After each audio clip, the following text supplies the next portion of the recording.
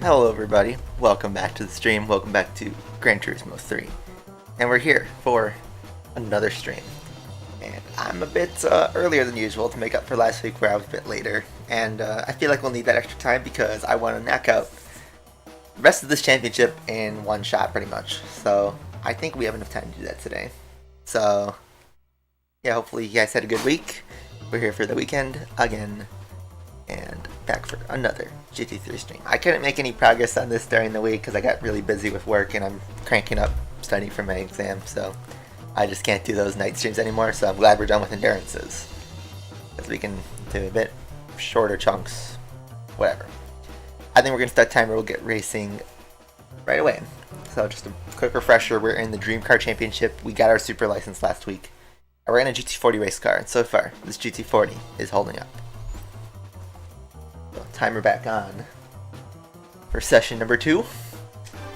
Let's move on. This will be our third race in a 7-race championship, so we got 5 to go.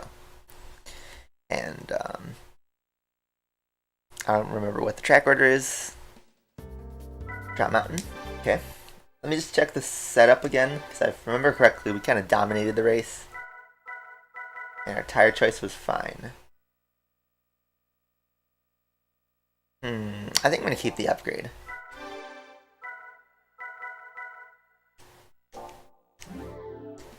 Let's just go with it. I felt pretty comfortable driving the GT40 on trial on Grand Valley. So let's just keep going.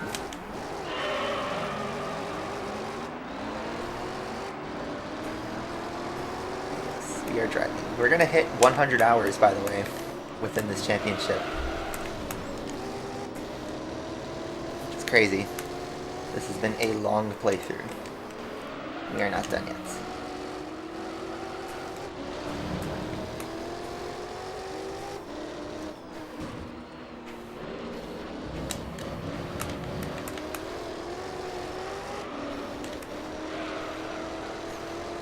I wonder if these AI are still going to have a bad pit strategy on this race.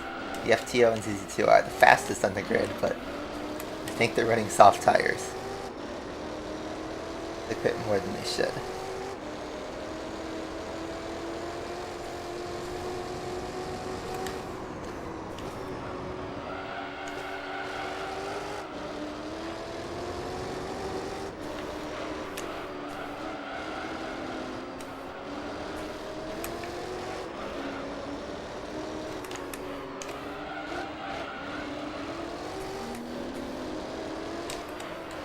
So in Gran Turismo 7 we had a good week in terms of cars that became available. The Group C boys, so that's the 77B, XJR9, and the Nissan R92 CP.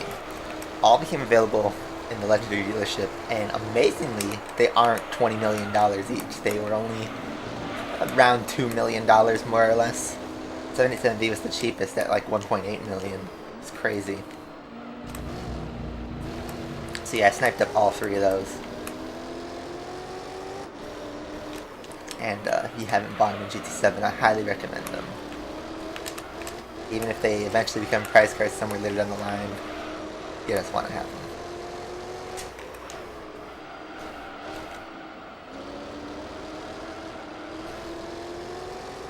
Plus, they're really good in the grind races.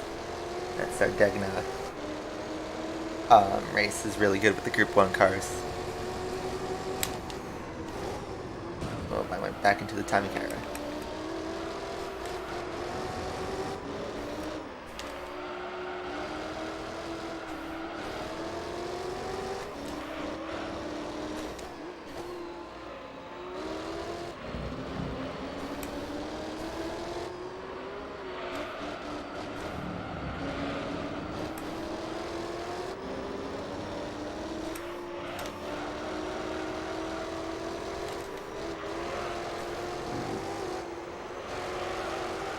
They did open all the invitations for 30 days. That's already active. I myself bought a Ferrari FXXK also.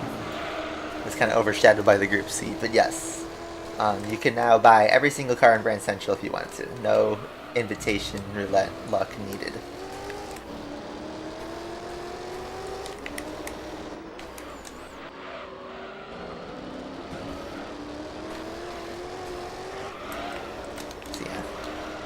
Pretty good week in GT7 despite not having much new content. Money is now pretty easy to make because you can do circuit experience, the missions, and the grind races. Yeah, I started like 5 minutes earlier because last week I started like 10 minutes late, so I figured if I want to knock out this championship in one shot, start maybe a little bit early. You haven't missed much, just the start of this race.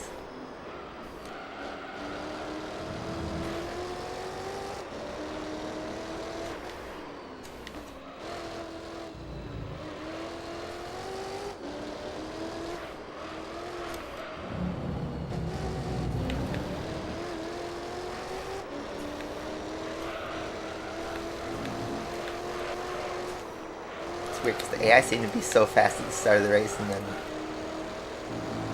they just drop off.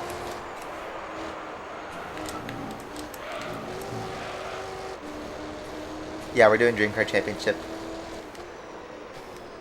And I made up my own rules for what counts as a dream car. Instead of using the fictional cars, we're going to use what I call an actual dream car that has similar performance.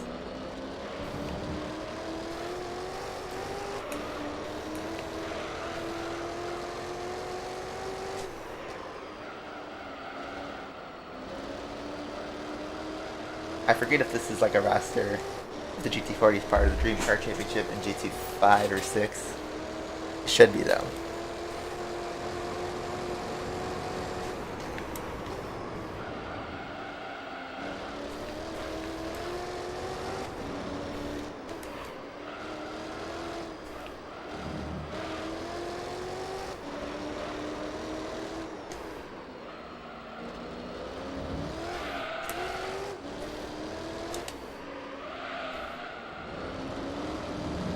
Hey Thunder, how you doing?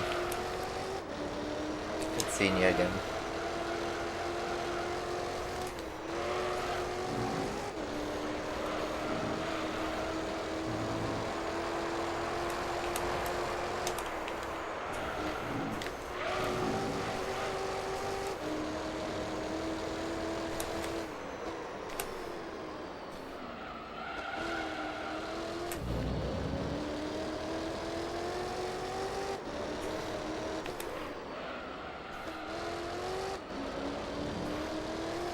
Now what's interesting is these races are the same distance, about same laps as the grind races in GT7 that pay around like 750 to 800,000 credits per clean race. So in the time it takes us to finish this championship, we could have made like 5 million credits in GT7.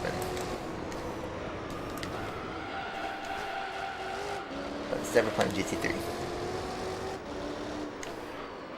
Yeah, I saw Elon Musk has been in a whole pickle by Twitter, and the people around Twitter don't want that to happen.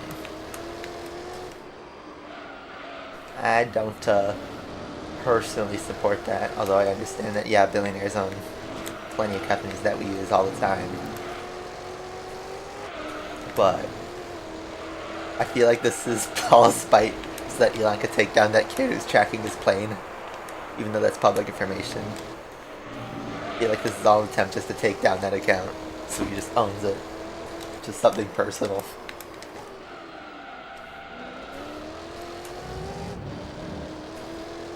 Even though there'll be like a subreddit created for it or something, then or they'll just migrate and then they'll buy Reddit, you know. Just buy the world.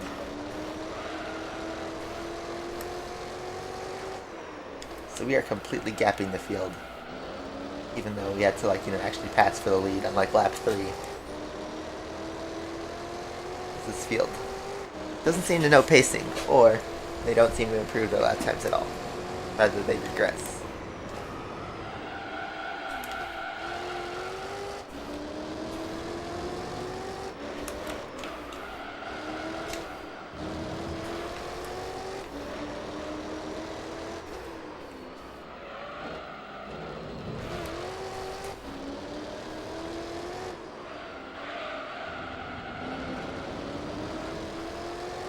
Race is going a little bit quicker than the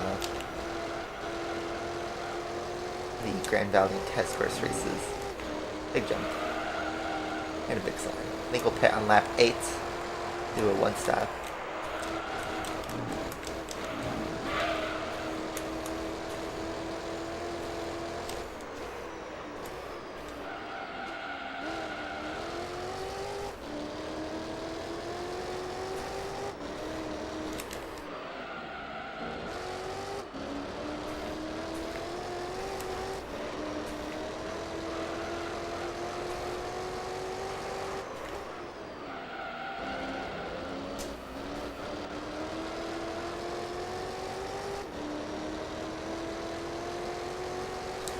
Again, Tommy Kyra pits just after catching the field.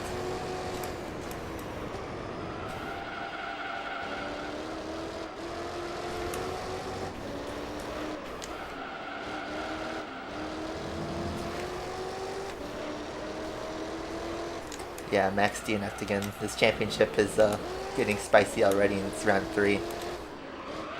McClure's got a mega lead right now, because Russell scoring first of all his first real podium,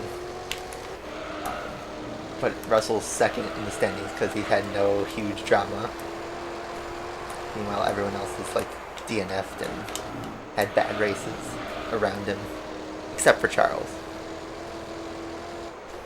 So all I can say about that is, if Charles manages to lose this title, then I think Ferrari are cursed. I know it's pretty early to talk about championships, but it looks really good for Ferrari right now. Like, better than it ever did in 2017 and 18. Red Bull have a reliability issue, it seems.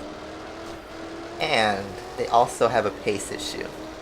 Because in Australia, even without reliability in the question, and even Bahrain, the Ferrari looked untouchable. Especially in Australia. Leclerc had a Grand Chelem. Was never even really challenged from Max except for one restart, and he couldn't even make a pass.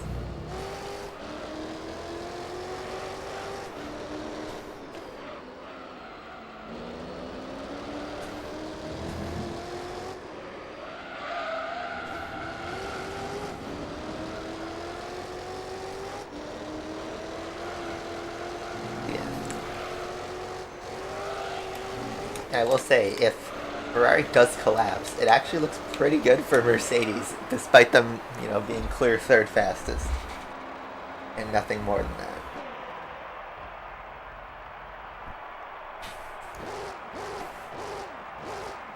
But But right now they're P2ing in the constructors. Russell's holding P2 in the drivers. And, you know, Lewis is Lewis. He's currently 5th, I believe, but, you know, he can kick into gear and go fast again. As long as Mercedes stays consistent, they could definitely make a big impact in the championship. I don't think they can outright win it still. At least not at this stage, but anything could happen. Science is not bulletproof. Red Bull is not bulletproof. Charles is looking pretty good right now, but it's only been 3 races in 23 races of the season.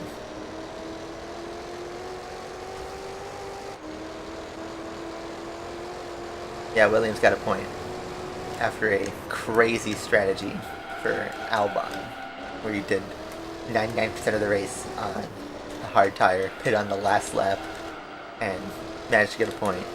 Mostly thanks to Lance Stroll holding up the field for half the race. That's how those strategies work.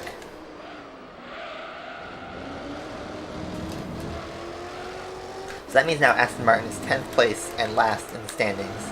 They are the only team who have scored 0 points.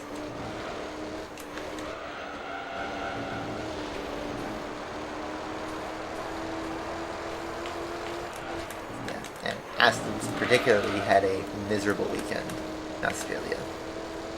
Terrible. Absolutely terrible. Everything that could have gone wrong went wrong. And the most notable thing to happen out of Aston Martin was Vettel riding a scooter on practice 1. I mean, Aston definitely, I think, will score points this season. All it takes is just one crazy race, and they seem to at least have some punch in the midfield. But on the Reddit prediction thread, I had put Vettel winning a race, and I look like a total clown because of that. Definitely does not look like Aston are going to be winners, at least not at this stage. But, I don't know. Given how they did last year, I don't have much hope for that. And everyone's talking about Vettel leaving F1 because of the bad car. Yes, he had a terrible weekend in Australia, crashing out multiple times, including in the race. But it's only one race. He's got no championship pressure. But he does want to win. Aston Martin doesn't look like it will be a force to be reckoned with in the foreseeable future. At least not with the Strolls at the helm.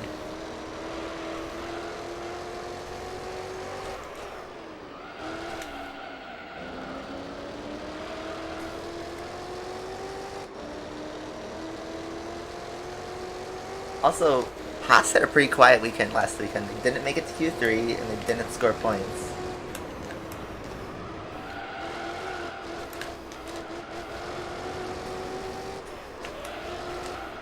Might be because of their Ferrari, links. But really weird. They had like no answer for the pace from the first race.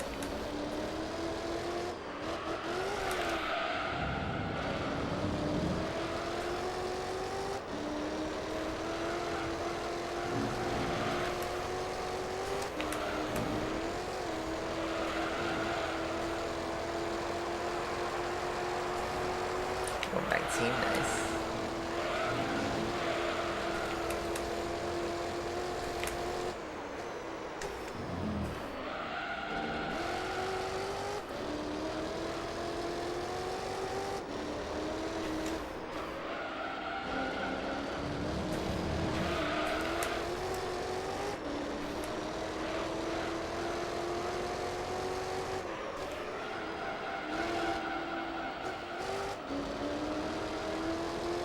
This slipstream.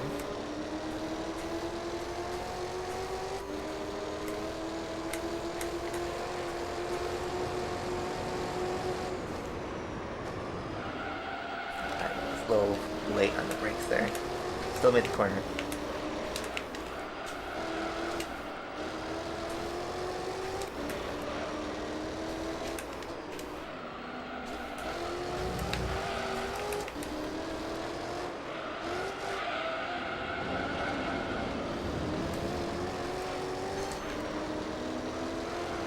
back in the field. That took so long for me to pass him in the first place. No yeet there. 118. There we go. Big yeet. And they're driving pretty fast.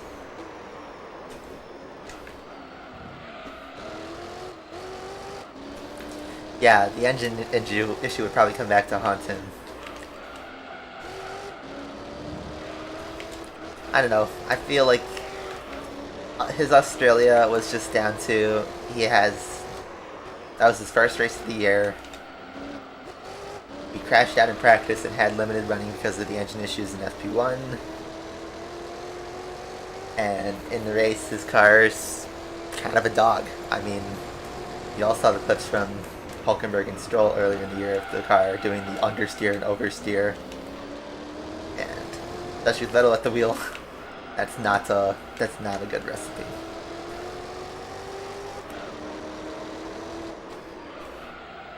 So yeah, he's apparently still happy with the project, but how much of that is PR and how much of that is genuine, I have no idea. I don't know Vettel personally. But when he moved in 2020, he said he had ambitions of, helping the team get to the top, and the team always seems to have regressed backwards. 2 laps to go. I'm eating into the wall again. But so did the RX-7. Yeah, Aston Martin copied the 2014 Ferrari, because that's all they know how to do. That 2014 Ferrari got 2 podiums, just saying.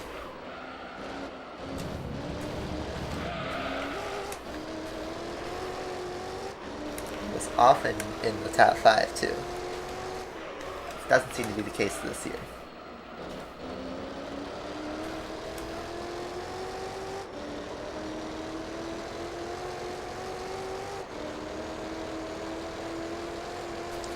Yeah, I definitely get huge McLaren 2017 vibes from this, from Aston, where they got Alonso, and they had a car that was tricky. They were blaming everything on the engine, but then turns out it wasn't really the engine, was it?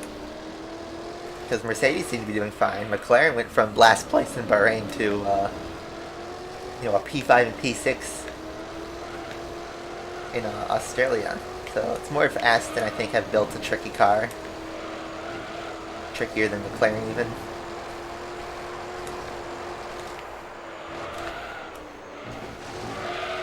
But who knows, maybe one day Aston Martin's the fastest team on the grid in one race. I don't know, this season's weird. We haven't had enough races to really observe what's going on. And these brand new cars are strange. ACCGS, yeah, we are about to hit 100 hours. Later on in the championship. Probably on like race 6 or 7.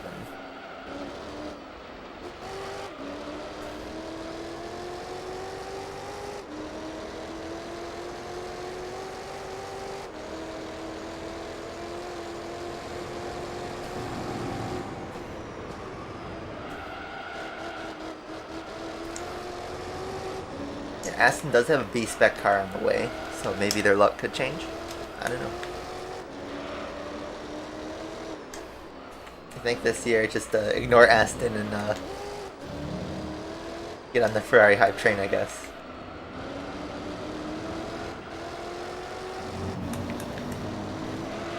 Yeah. It's just strange because there was that rumor, right, that Aston gave Alonso an offer and Bottas an offer to replace Seb. It seems like they aren't particularly happy. Yeah, see, I don't know. B-spec car would usually be a mid-year thing. I don't know. We just won race 3 in 20 minutes. Pretty short race considering professional league. I don't know. I'm not going to wait for the AI. RX-7 is in last place though. Oddly enough. Everyone's jumping around. Here's how the total points look like. RX-7 was a P2, it got last place just now, so I don't know what happened.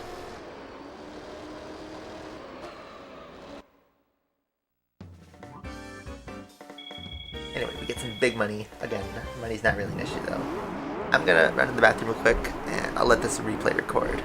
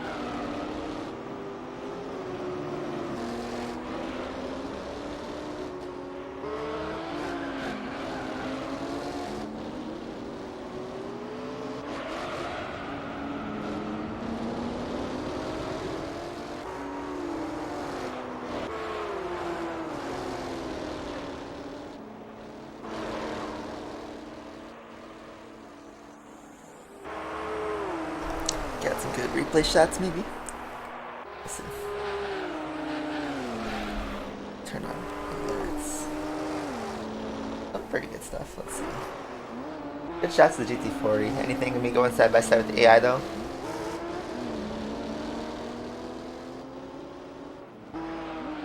All close-ups of the GT40.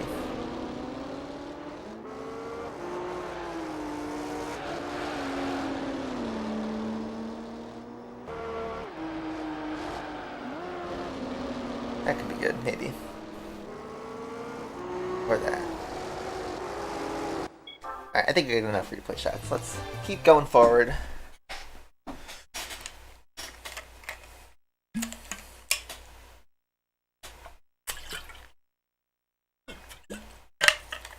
Well, I think what's up in 2019, he's still coming off the fact that he lost 2018 and 2017. And he lost his teammate, Kimi. I think it was the writing was on the wall the second they dropped Kimi.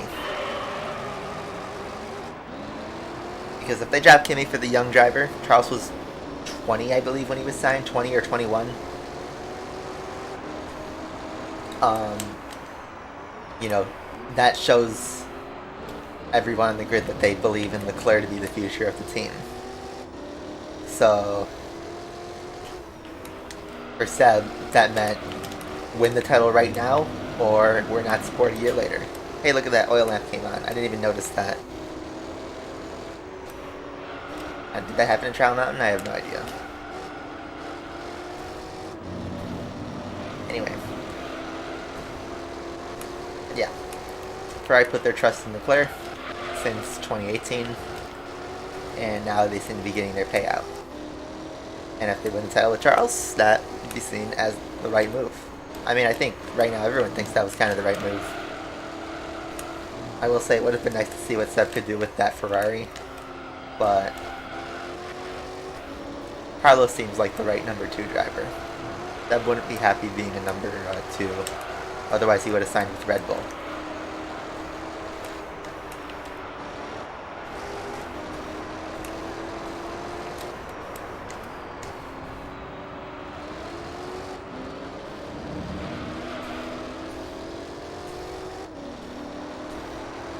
Slipstream.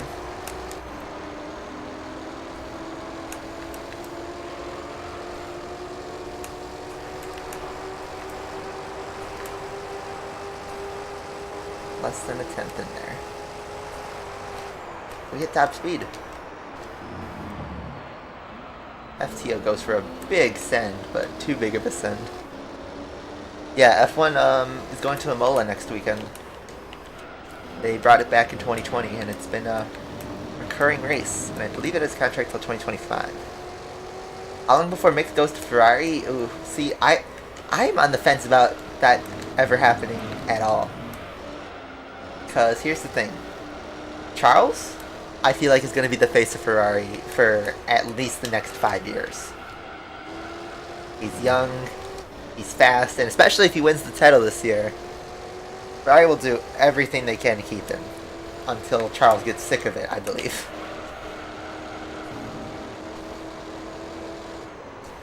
And then the issue lies with Carlos. You know, Carlos had a bad weekend, so you can't really rate him on one weekend. Where Carlos is mega consistent.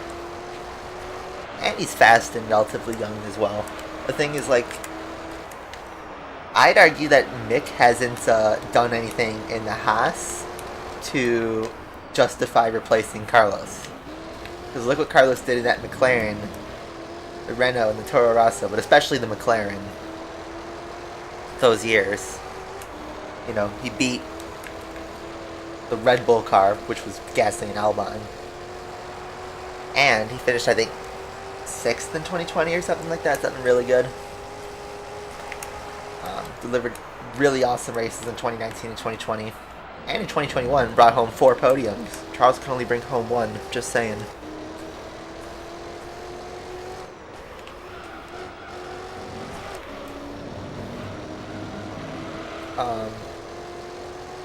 But yeah, my side of the argument is, what has Mick done in the Haas to justify the Ferrari seat? If anything, it's Kevin Magnussen who's more ready for Ferrari, because right out of the gate, Magnussen outqualifies Mick Schumacher, who had, you know, full preparation for this year. Magnussen had a wake-up call a few days before testing. Immediately outqualifies Mick and outraces Mick in both races, Saudi and Bahrain. Yes, in Australia, Mick beat Kevin. But,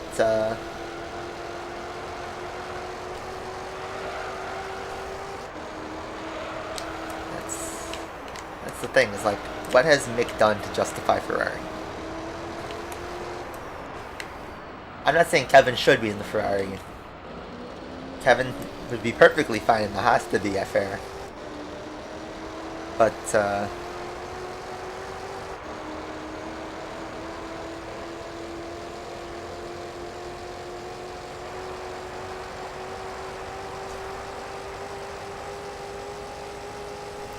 yeah, that's just it.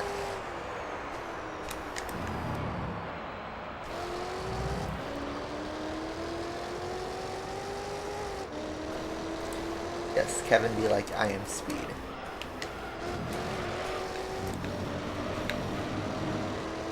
I could think of like 5 drivers on the grid who would be a better justification to replace Carlos than Mick. But I think Ferrari's dynamic duo of Charles and Carlos is exactly what they need.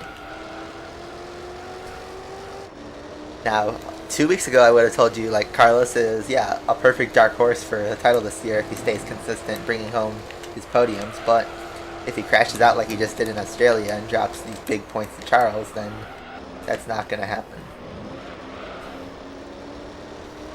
Will Daniel Ricciardo get a title? He missed his shot. I am firm on that. Unfortunately, he's in the exact same position as Seb. Exactly the same. The only difference is Seb got his titles when he was young.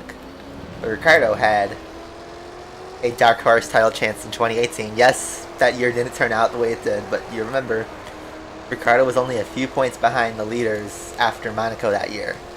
At that stage of the championship, it was like Seb had 2 wins, Lewis had 2 wins, and Ricciardo had 2 wins. So at that point of the season, a title push was definitely possible. Of course, that didn't happen because Red Bull kind of exploded in 2018. But yes, Ricciardo leaving Red Bull was the silver bullet to his title hopes. Yes, the writing was on the wall that the team was geared towards Max, but Ricciardo just stuck with Red Bull, he would have had the title-winning car in 2021.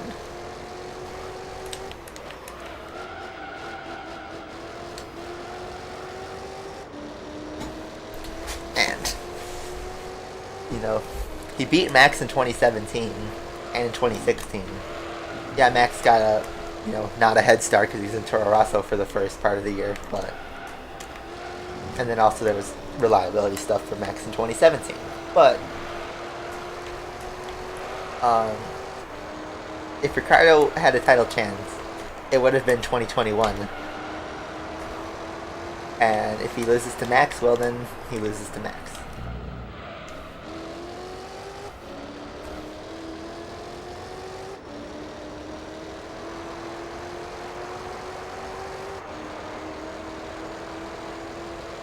And yeah, Ricciardo had way too much trust in... I was always confused why he thought Renault was the best idea, despite his Renault engine blowing up all the time. When he was in Renault, his Renault engine continued to blow up, and the Honda engine was actually pretty good. It was bulletproof in 2021.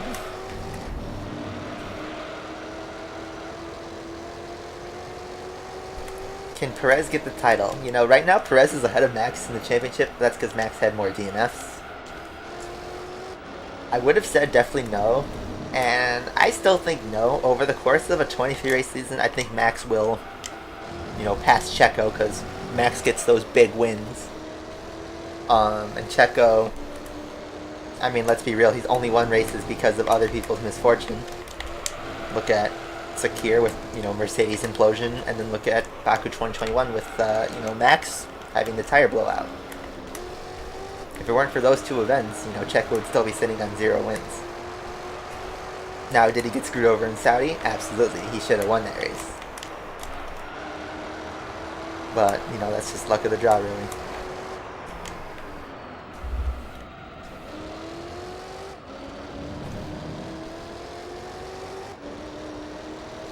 Yeah, that's true. You gotta say, if Max's car doesn't keep braking... But if Max's car does brake like every other race, we could have a 2017 or 2018 again where it's like the faster driver gets screwed over. Because if you remember in 2018, Max was clumsy. Like, he crashed into people a lot in 2018. But he also got a ton of podiums that year. Ricciardo's only podiums were his wins. Because when he wasn't winning, his car was breaking down. The Max, I'd say, was beatable in 2018 for sure, but it was just down to reliability luck. And who knows, that might happen in 2021.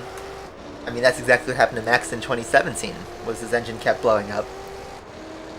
And his good results, didn't happen as much. Even though, yeah, he won like 2 races to Ricciardo's 1 or something like that, Tires are hurting, but I'm going to pit on that bait. Driving kind of clumsy right now.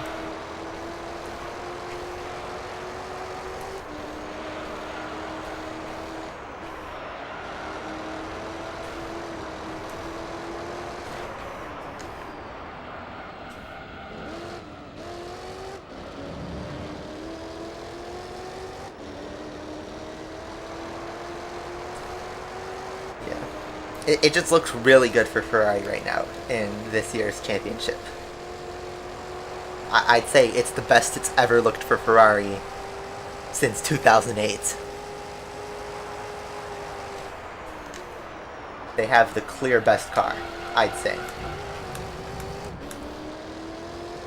Like, if you want to make a comparison, we're looking at Ferrari versus Mercedes 2017, except Ferrari is the Mercedes and this year's Red Bull is that year's Ferrari.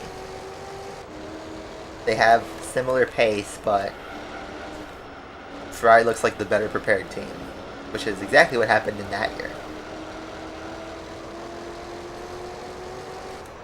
2017 was about just Mercedes staying consistent and then Vettel running out of gas. Literally. Well, actually, he didn't run out of gas, he just ran out of luck. But it looks like that implosion's happened a lot earlier than it did in 2017. Who knows, maybe Red Bull have a huge development swing and all of a sudden they're Mercedes level. dominant in the second half of the year. That could happen. Who knows? Maybe Mercedes could wake up, fix their porpoising, and all of a sudden they're 2 seconds a lap faster than Ferrari. Still early days in the season. Alright, let's pit.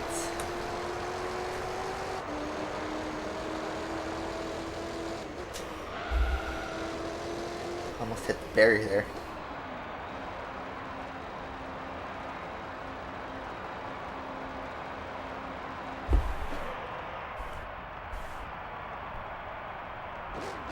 I'm glad we're not doing these multi-stop races anymore. It's so nice to be done with endurance. Even though, yeah, we drove 100 laps to Tokyo, the 15 doesn't seem that bad.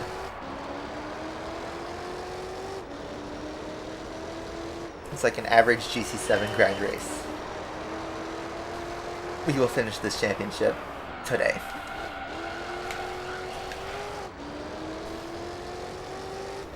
Yeah, it will be cool to see a three-way fight.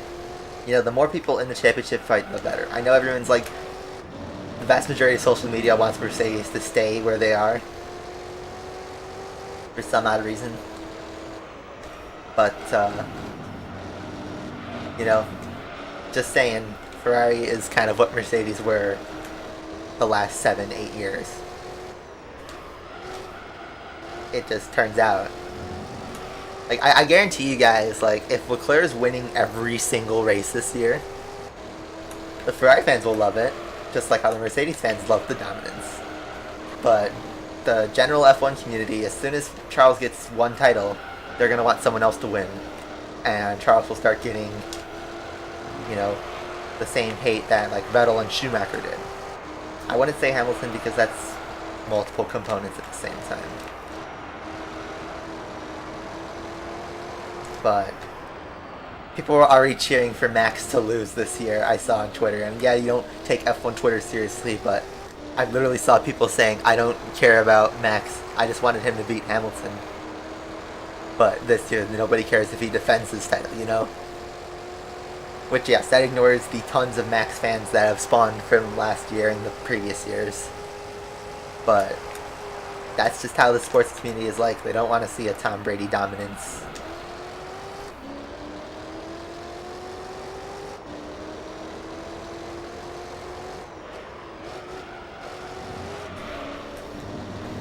Yeah, British bias towards Charles.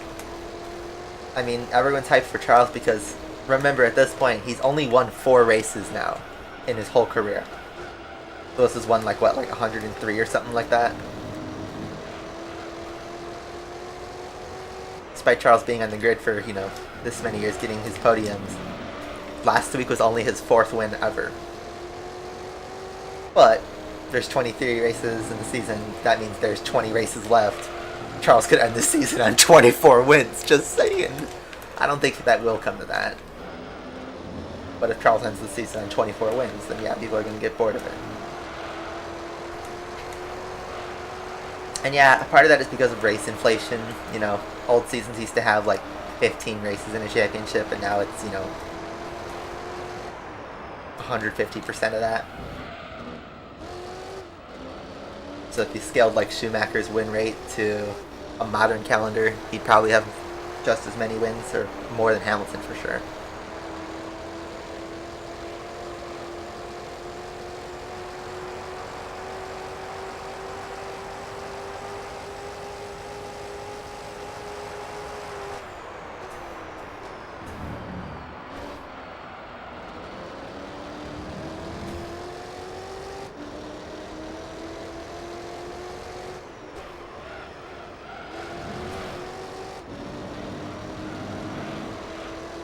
I think the really interesting fight right now that isn't getting talked about enough because it hasn't materialized fully yet is Russell versus Hamilton.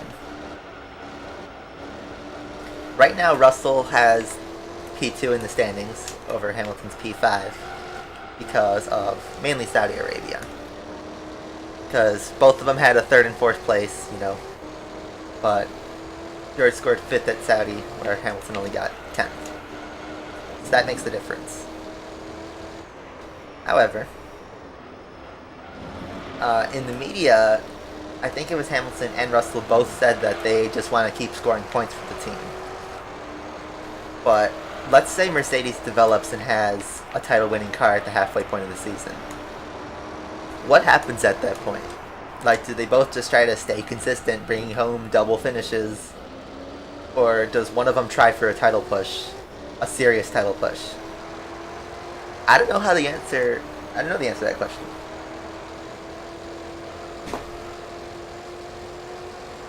Because you don't want to end up in a McLaren 2007 where you have the drivers taking points off each other and then Kimi just swoops in out of nowhere. But then at the same time, it's like you want as much points as you can get. So how do you balance that? Mercedes doesn't want to pick a favorite right now. And they won't until they are properly in that title fight.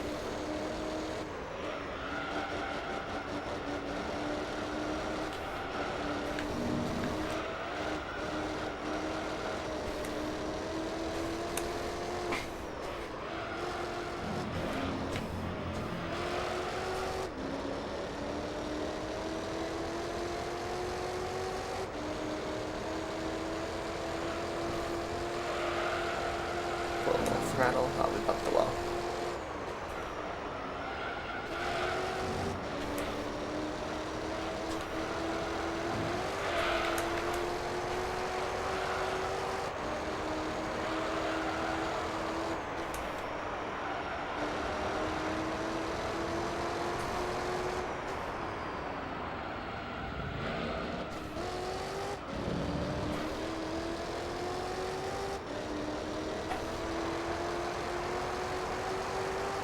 Still chugging away.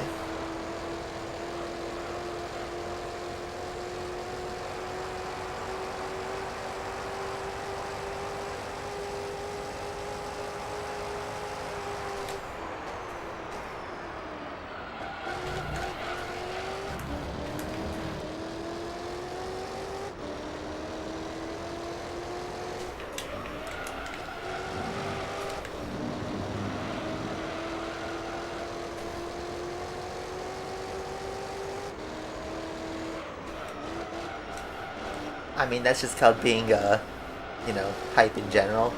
You want the underdog rookie or the veteran to regain their, their claim to fame, whatever.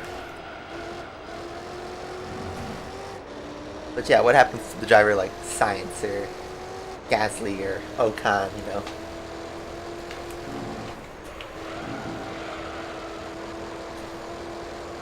This is the first year we have the superstars of the next generation fully on display. We had teases of it in the previous 4 seasons, but this is the first year we have Charles, Max, George, and Lando all in, at the very least, a half-decent car. With 2 of them being in a title-capable car. Possibly 3, depending on how the year goes. Who knows, maybe even McLaren develops, so maybe 4. I don't know. Probably not, though. I wouldn't count on it. But this is the first year where it seems like the new generation is the highlight. And that's mainly because, Hamilton and Vettel were the faces of the last decade. And Seb is more or less fading out of the sport. Hamilton, this is the first year he's not fully in the spotlight. And while Alonso's there doing work, he isn't in the spotlight 100% of the time. More of a case of, on this week of Alpine, what can Alonso do, And so far, his return has just done 1 podium and 1 false hope of pole position. That was it.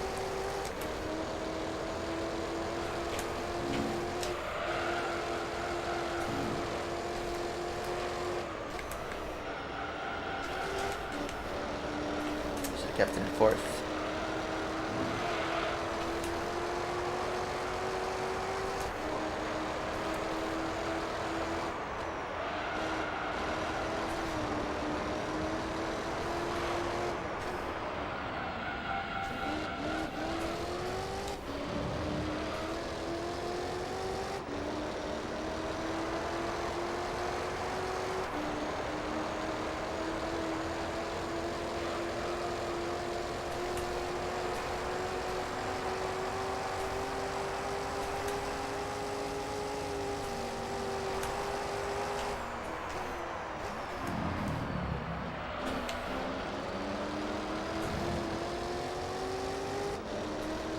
midfield, the final lap. We're not going for fast enough on this one, that's for sure.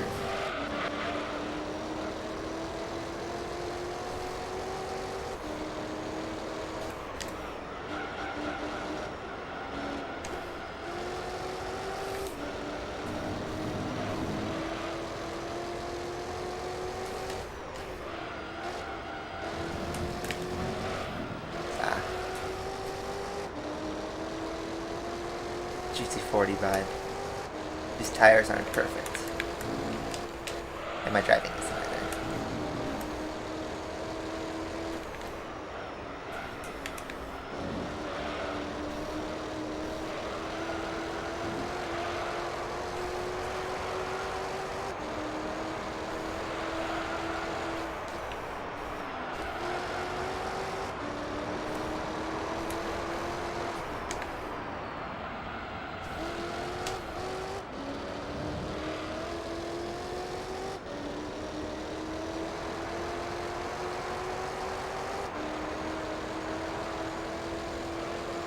Yeah, I saw that the developers for the NASCAR games, they got their licenses pulled, probably because of the disaster that was the last NASCAR game.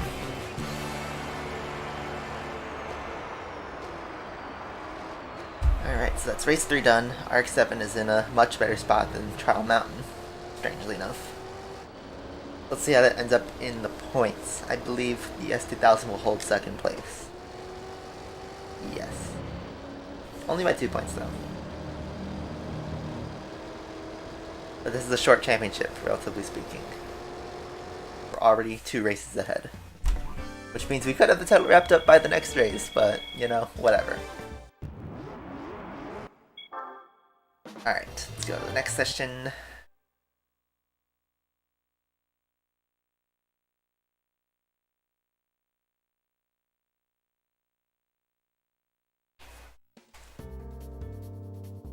Good old midfield. Short track. Let's go.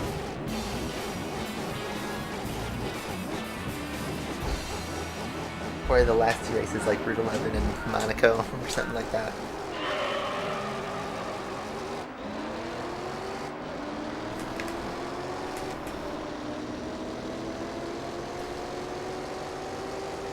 Let's see if AI are trash on this map.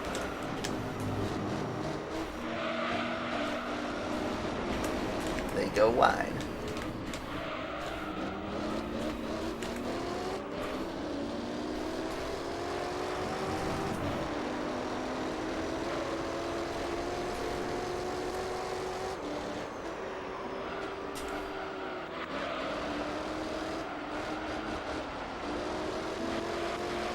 Tio had a big moment right there. This Tommy Kyra keeps it on track and the others don't, then maybe we could have some surprise results.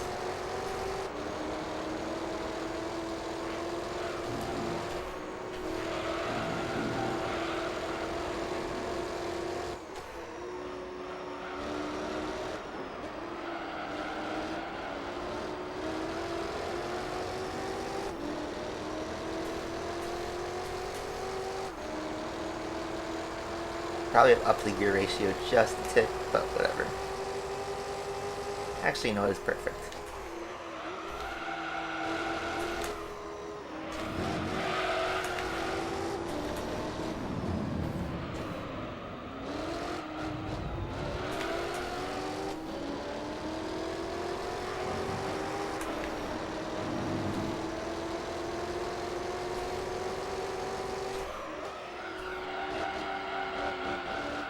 Big drift. Does the FTO go out? I don't think so.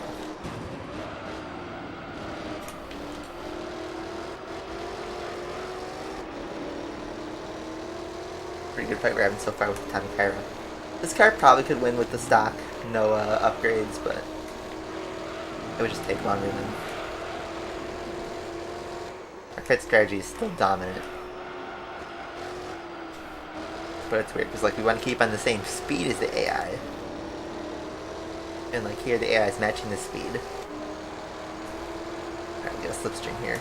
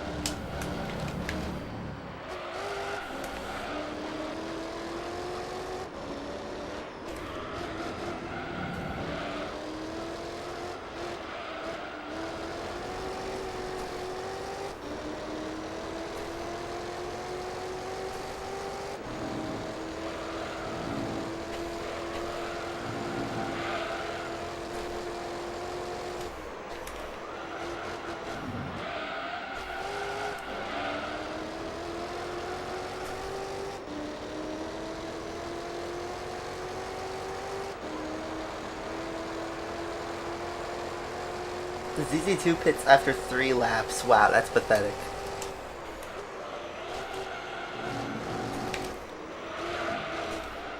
Okay, so he's not going to win this time if he has to pit 4 times.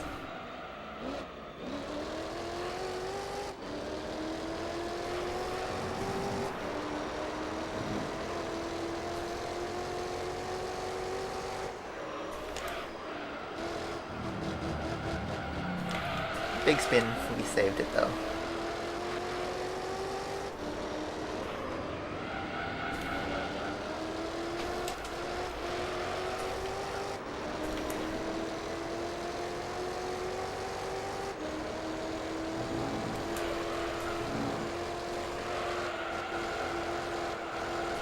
Bonk.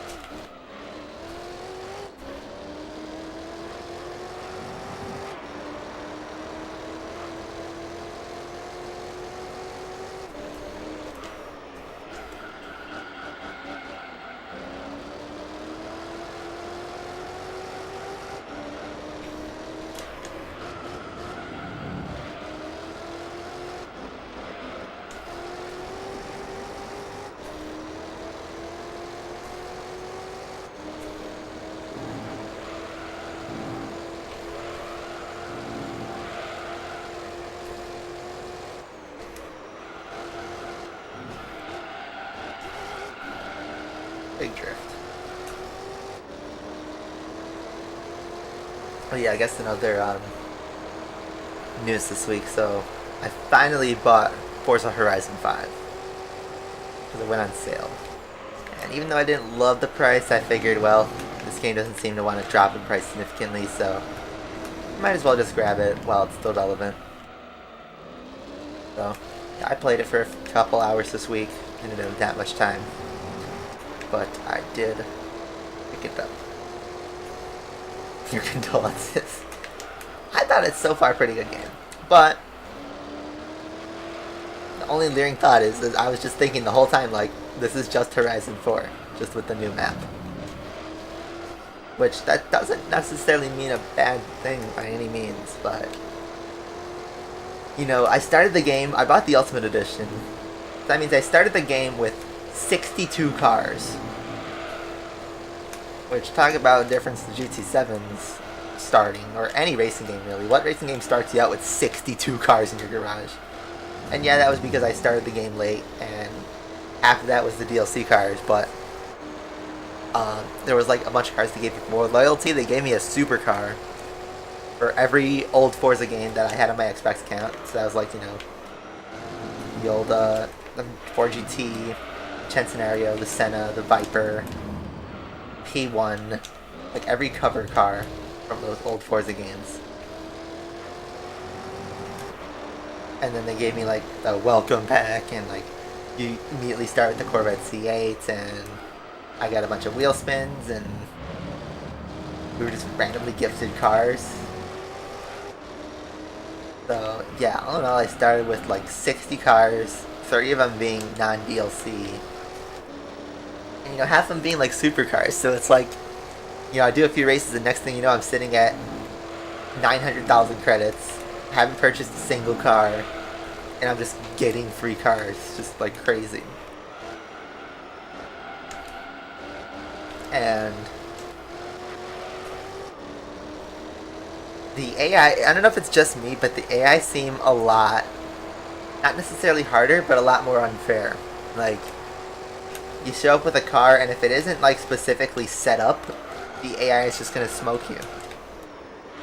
Even on like the expert difficulty. I haven't actually won a race yet, just because I'll turn up with like a stock car, expecting, you know, a relatively fair race, because that's how Forza does it. It does it based off your car's setup. but it puts me against these cars that seemingly are either optimized or just have way too much grip. Way more grip than they should.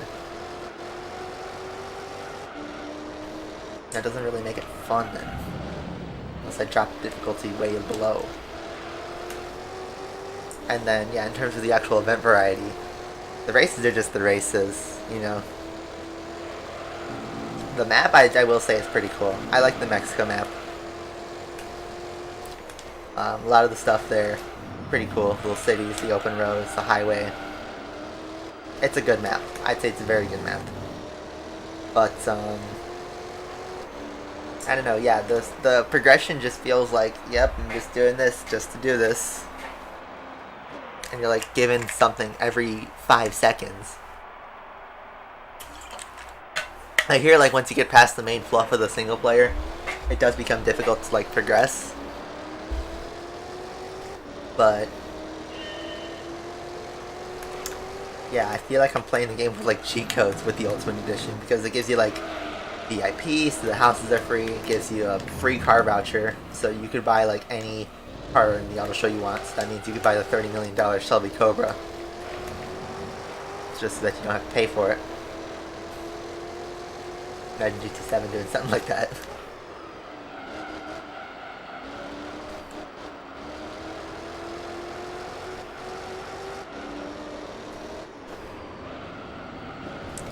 Yeah.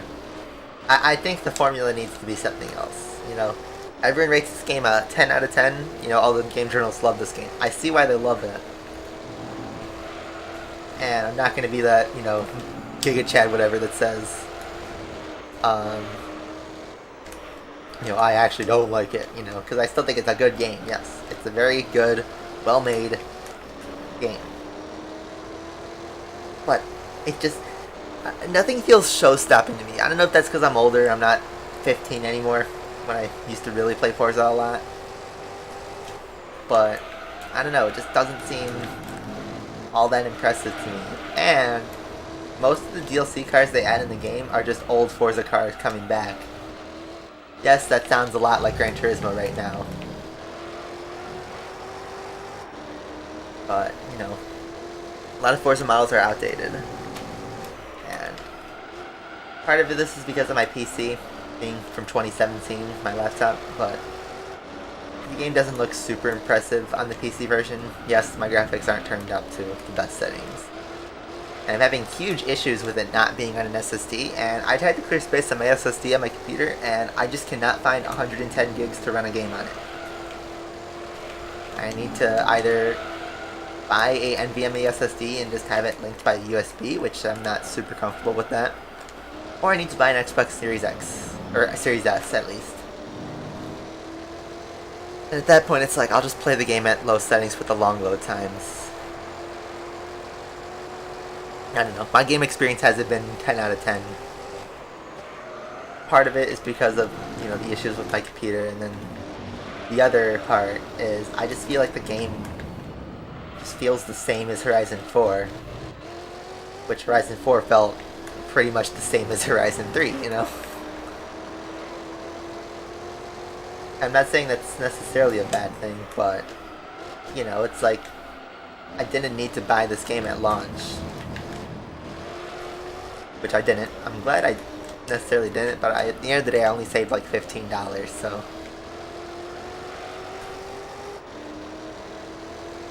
Yeah, I just feel like I'm playing a huge expansion of Horizon 4.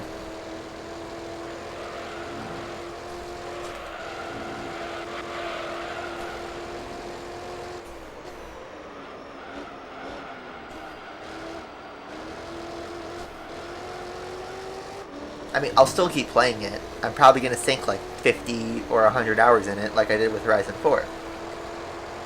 But, I don't know. Like, on an open day, I'm going to be perfectly honest, I'd just rather play GT7.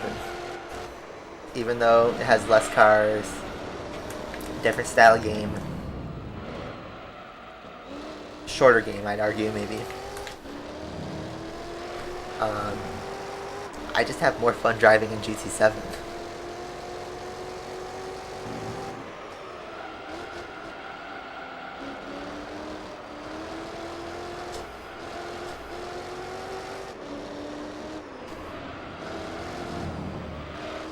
Forza, everything feels like, oh yeah, this is a meta car. Unless you download this setup that was like perfectly optimized to completely break the class it was supposed to race in. You're just not gonna have a good time otherwise. And for all its criticism, GT's sport mode addresses that with balanced performance. Yes, there's a couple meta cars in like Group 3, but it's not so grossly like exaggerated. And plus, in GT Sport they did balanced performance patches, and I'm sure they're gonna bring that back in GT7. So the meta car will eventually fade out.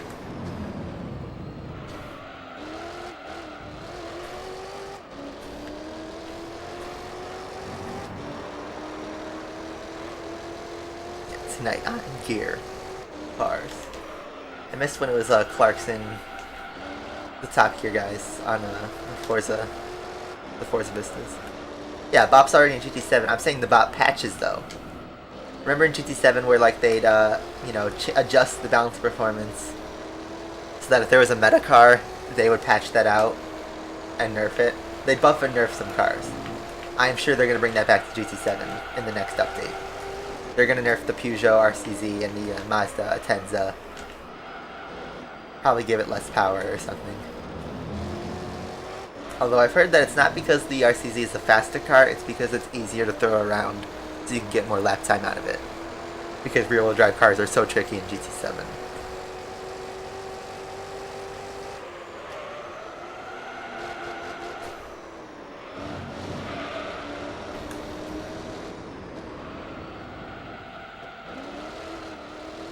Yeah, EA had a NASCAR series. I think the last one was like 2014 or something.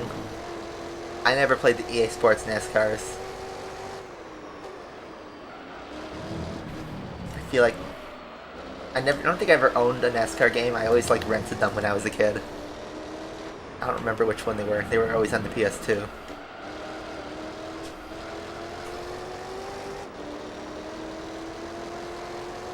Crazy how game renting isn't a thing anymore. Game Pass is essentially the new renting.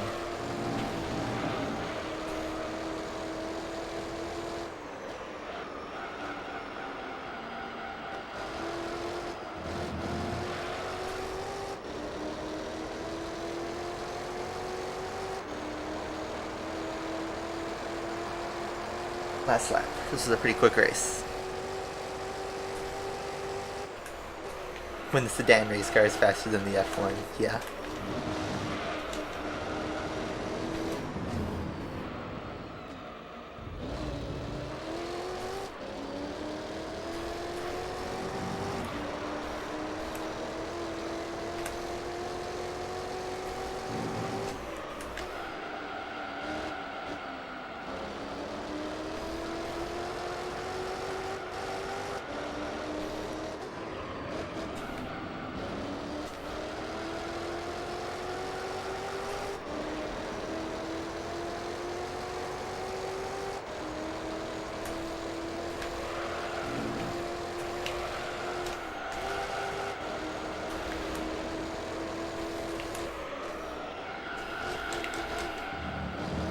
Big on the curbs there on the outside.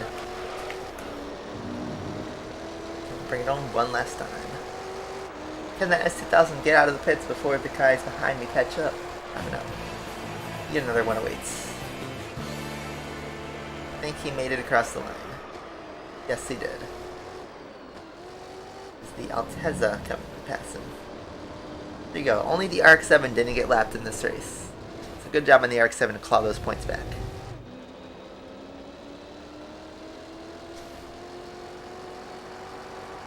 That brings us 50 points. We have clinched the championship already. So there you go. I could just end it right now and get the prize card, but we're gonna go for 100%. You know that. All right. I need another bathroom break, so I will get another replay session. I'll be right back.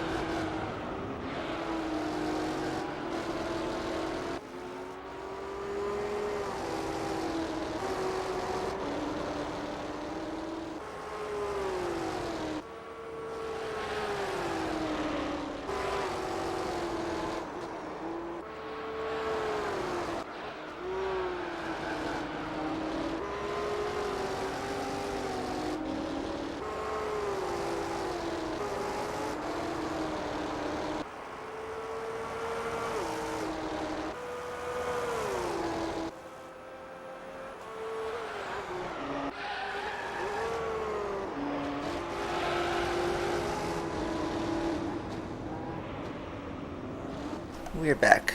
Did I get any good replay shots? I have no clue. Alright, let's keep going. 2 races to go. Will we hit the 1 hour mark on this race? I have no clue. What's it gonna be?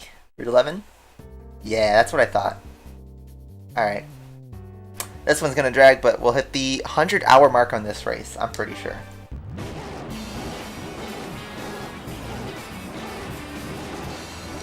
It's Route 11-2.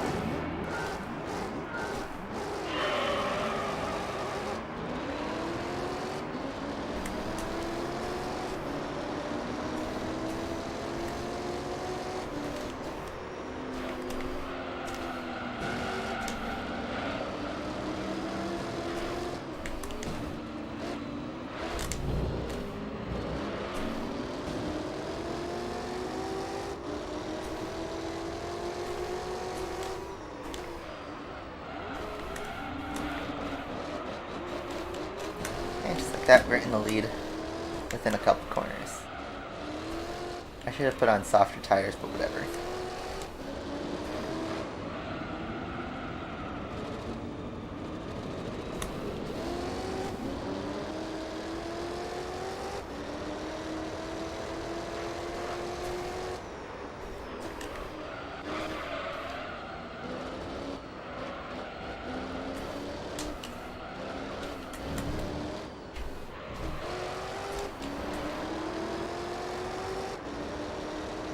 The lights are just beautiful on this track. Oh man, we sent it too deep. Catch the slide though. This time we turned in too early.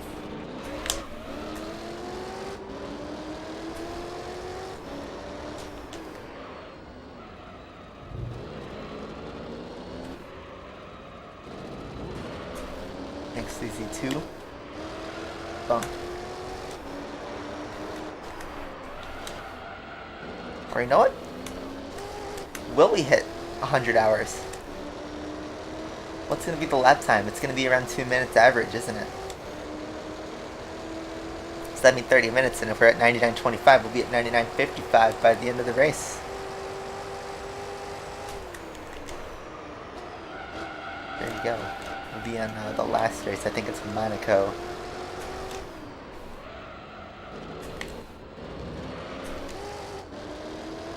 You know, NASCAR Thunder and Chase for the Cup. I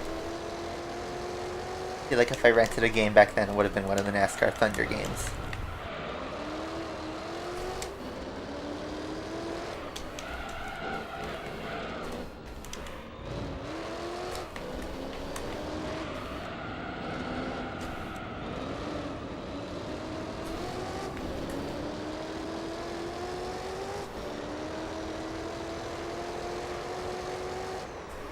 That was made by Papyrus, I think, right?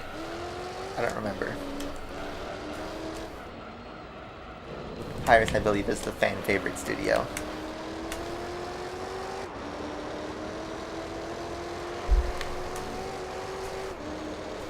Alright, so we should brake at the 100. There we go. Maybe even earlier than the 100. Papyrus.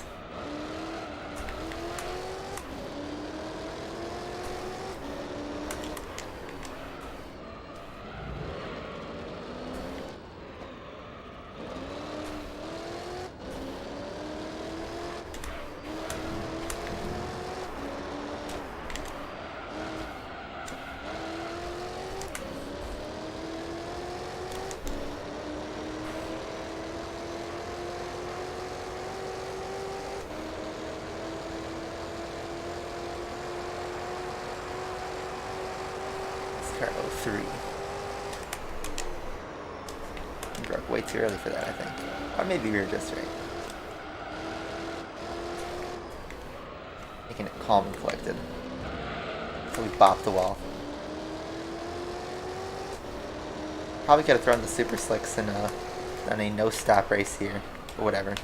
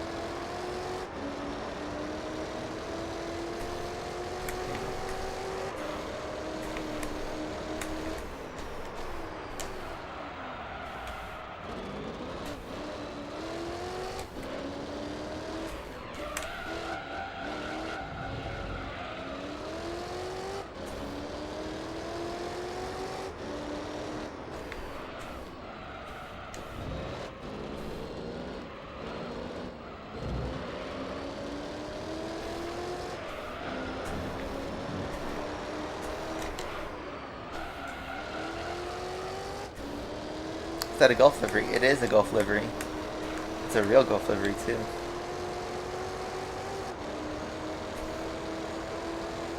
How you doing, Mohammed, by the way? Good to see you again.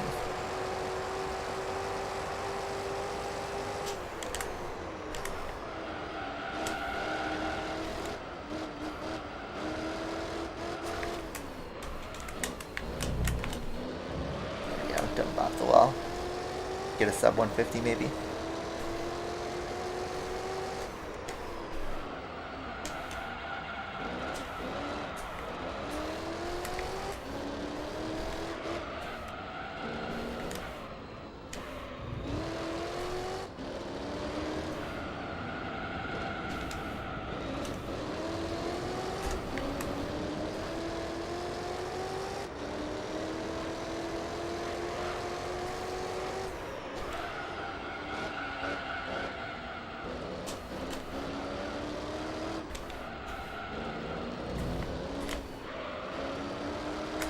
The inside curb, but that's alright.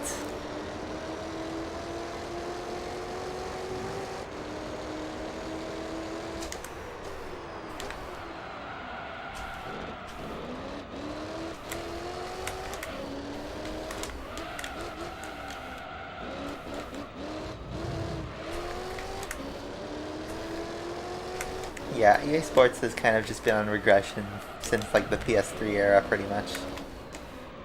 The PS3 360 era. As soon as they figured out how to make games online and start charging, like, you know, extra for microtransactions and stuff like that, that's when it all went out the window for pretty much all sports games, to be honest. But there was still a good number of them. Yeah, the Gulf livery is great. I'm glad that GT7 has an actual livery editor where you can bring that back on many cars.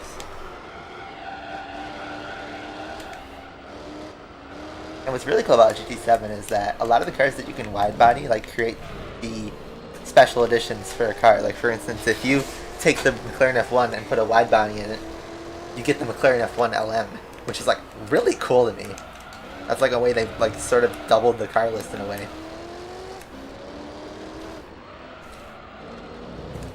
And, like, the F40 could turn into the F40 LM. Like, so many cars can change just with the body kit racing, it's like the racing modification from GT1 and 2.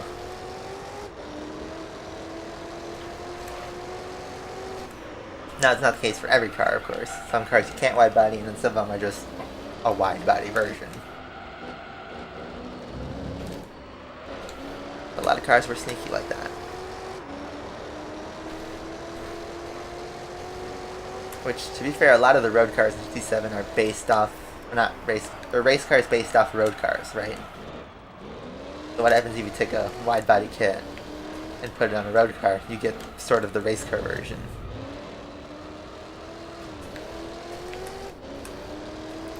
Yeah, F1 2022 is in a strange spot. Here's the deal. I didn't play so much F1 2021 as I did on like previous F1 games because I just straight up just didn't have the time and interest to grind another F1 game when like 90% of the calendar is the same and the cars drive the same. I wasn't too impressed with F1 2021. Like, I didn't get fully into the career mode, but I did that breaking point story mode thing completely.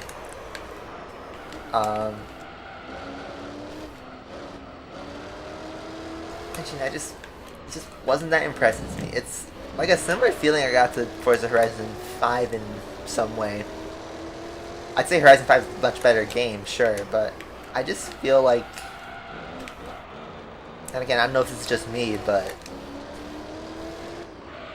F1 2021 just doesn't feel interesting.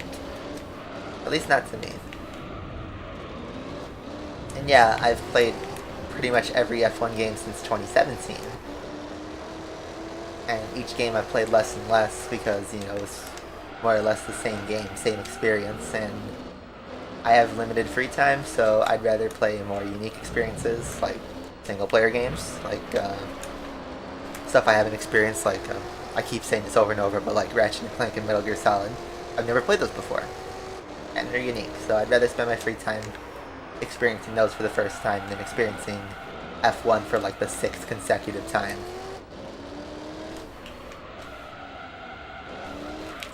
And yeah, ironic, I'm playing GT3, a game I've played over and over as I was a kid, but this is a new way to play GT3 for me. I've never done a true 100% playthrough like this.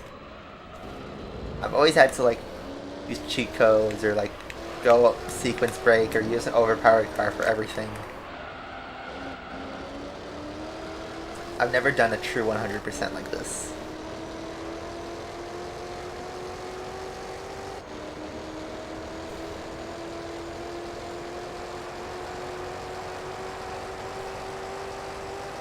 Yeah, no lap car overtaking safety car in that game. Checkmate.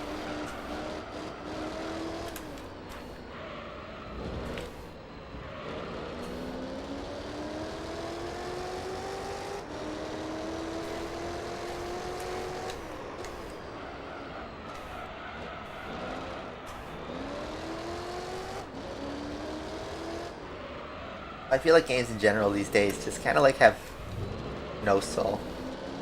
I'd even throw GT7 in that category, you know? You can see that the developers wanted to include so many like cool little things. There's so many knickknacks in GT7, but when you look at the fundamental of the game, it is a lesser experience than something like GT3 and GT4. Because they have to drip feed the content. A lot of cars are just returning cars. The economy is, even though it's better, it's still busted in that game. The fact that people are exploiting the SRT Tomahawk to grind a race just a little bit faster, that tells you all you need to know about the game's economy. And then people are praying that Polyphony doesn't fix this glitch, and it's like, when you get to that point, it's like, what even is the definition of the game, you know? So, I don't know. I'm pretty happy with my retro games here. And the games I'm discovering for the first time all came out 10 or 15 years ago.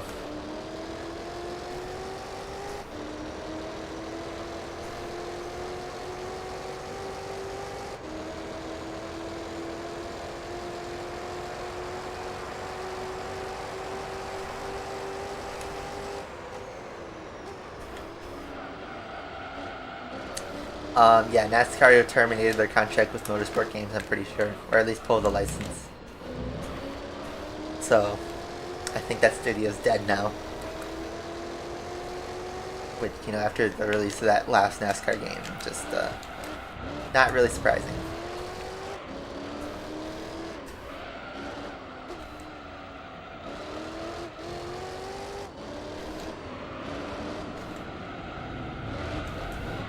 Big drift.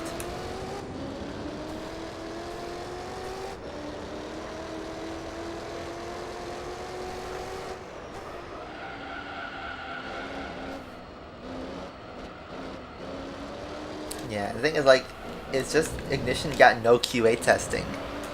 It probably could have been a really good game if it weren't for just it not being tested at all. That seems to be the crutch of modern games, right? They ship them out and they're loaded with bugs. It's a total mess. Just release now, pay now, we'll fix it later. It's good enough. But then that hurts the reputation of the game, and then you get stuff like this.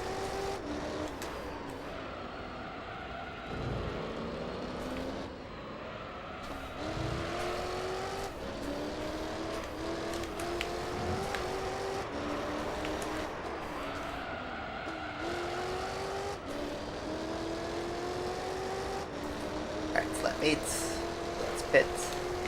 Pretty consistent pit strategy here. Let's go for a quick chug. This is a long pit lane.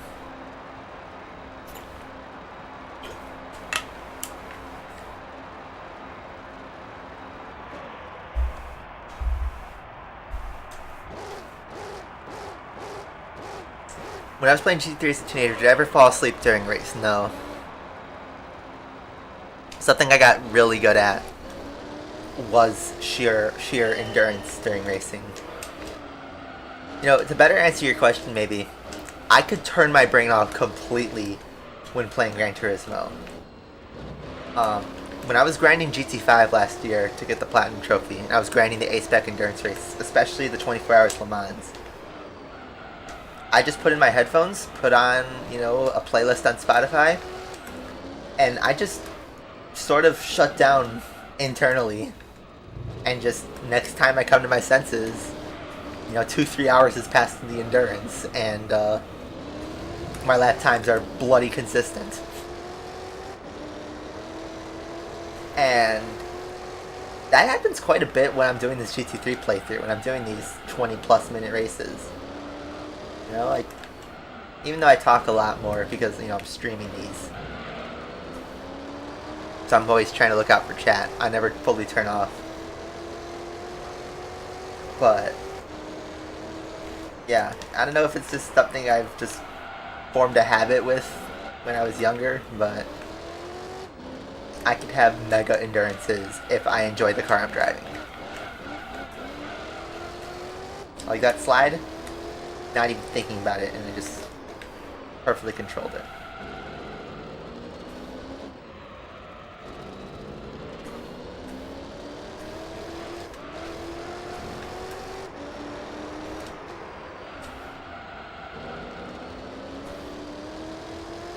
And yeah, but by the way, hi Igor, how you doing? Good to see you again. I think NASCAR 08 is like the meme one. Never heard much about NASCAR 09, but I'm not surprised that it's considered trash.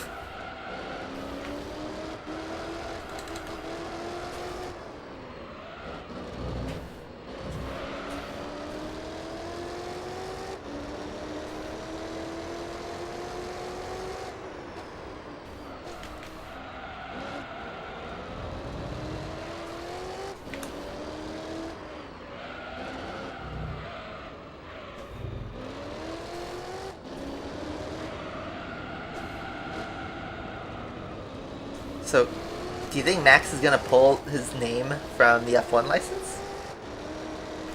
I know in F1 97, I own that game on the PS1, Jacques Villeneuve is not in the game.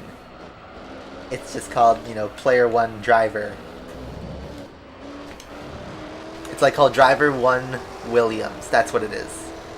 And Damon Hill is the teammate. But Jacques Villeneuve is not in the game. Every single other driver on the grid is. So can we get something like that for F1 2023? Is that what you meant, James? I feel like it's part of Max's F1 contract, though, that he has to have the video game agreement. I feel like that's something like F1 has to sign off on when they license the game. I mean, crazier things have happened.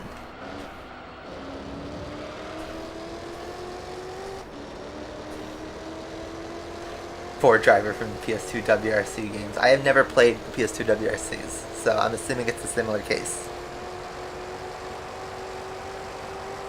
But the thing is, F1 97 on the PS1 was the best F1 game on the PS1. It's the one that everybody wants. Well, I shouldn't say everybody, because it is, for all intents and purposes, a old, outdated, kind of poorly controlling game, but when you consider the PS1 era, it still had a lot of content packed in there. I didn't think it was too terrible. Maybe if I had a CRT, it would be a better experience, but on a modern TV, that game is just really finicky.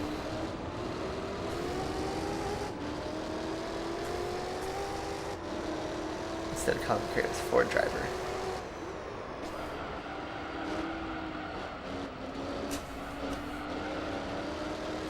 Back then, wasn't everything always like Colin McRae Rally? That was like the rally game to play back then. And there was like 4 or 5 games like that, and then that eventually just becomes dirt. And I guess, yeah, even right now, dirt and WRC are 2 separate series.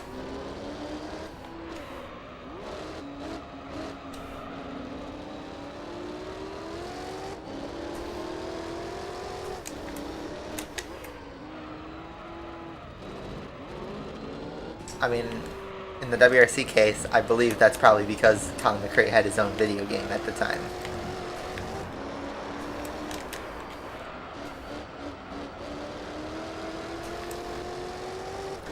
Yeah. I played Dirt 5 exactly once. I played it for 1 hour, and I told myself after that, okay, I know I'm not coming back to that one. I thought the Dirt 5, like, it wasn't, like, god-awful, but it just felt like, I don't know, kind of clunky and not really my style. AI felt like trash, and game objectives, while pretty straightforward, I was not interested in all I'm doing. So, you know, I just thought, I'm just going to play Dirt Rally still. I still sometimes come back to Dirt Rally. I played it a couple weeks ago, the first Dirt Rally. And that was pretty fun. The game's pretty challenging, but you can have some good fun with it. Dirt Rally 2, I have it on the PS4, and that game's harder to drive because I use the wheel when I play it. What do I think was the easiest license in GT3? Ooh. I would think, like, I don't know, I'm just trying to think what I did first try. There was a handful of tests in, like, the B and the A license that were really straightforward and really easy. I'm just trying to think, what left a giant hole? I mean, obviously S8 on the North American release, for me it's really easy to get the gold time, but, you know, not everybody can handle the GT1. The rally tests, normally I'd say, yeah, they were pretty straightforward, but even the rally, you had to be kind of intentional with your steering. And some of the rally ones were really hard. I'd say maybe, probably something in a B or A. The one with the Beetle is really easy if you know the breaking point. Like B1, obviously. Some of them are just plain easy.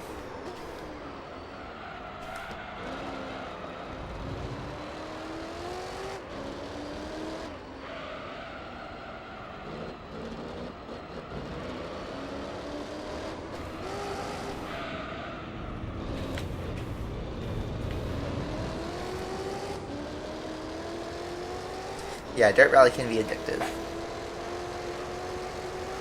But that's the thing, I don't grind Dirt Rally, so, you know, when I do come back to it every once in a while, you know, it's a good time. Play it for, like, you know, half an hour, and then don't play it again for a while. Flip Darkman.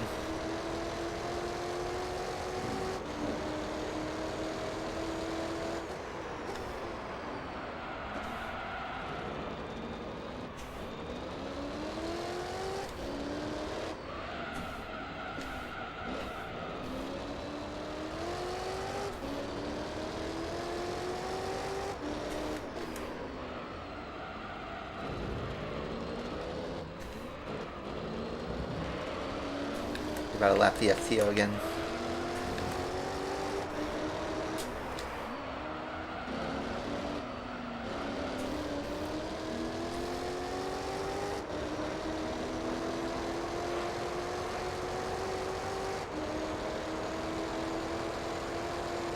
And he pits again. More often than not, he's pitting. 2 laps to go. Yeah, we are not going to hit 100 hours in this race, that's for sure.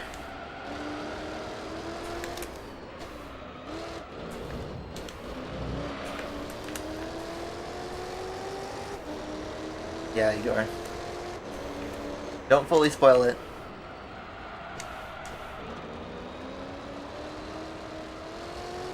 We only have a few real surprises left in this game anyway.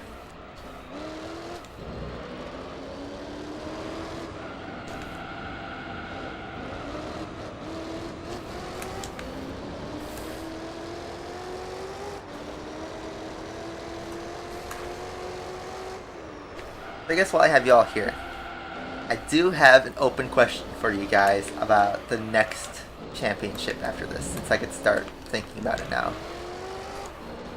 Would you rather see a car that matches the pace of the AI, or a car that completely obliterates the competition, but we have to watch it for like 6 hours? Personally, like, you would save maybe 1 hour total across the championship, so maybe instead of 6 hours, it's 5 hours with an overpowered car. Or you make it more interesting, more true, match the pace, takes longer overall. So SnakeEater says matches. I was agreeing with that. That being said, you can drive any road car. If you had to do a road trip, let's say along California coast, you're going all the way up the state along the shoreline. You could choose any road car you want. You have to drive it for 6 hours though. What would it be?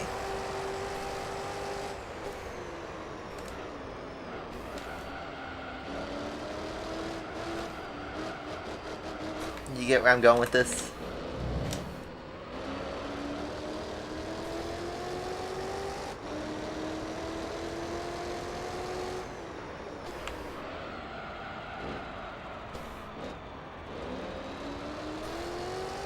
Oh, money says overpowered. That's Igor.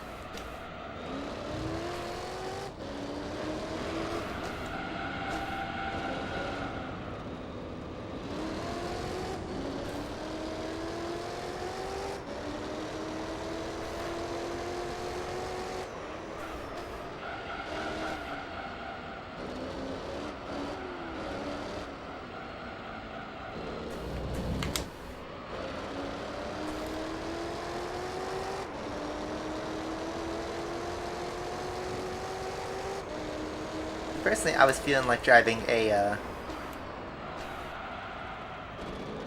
I haven't really thought about what I want to drive. I thought about maybe a Corvette, maybe a Lotus Esprit,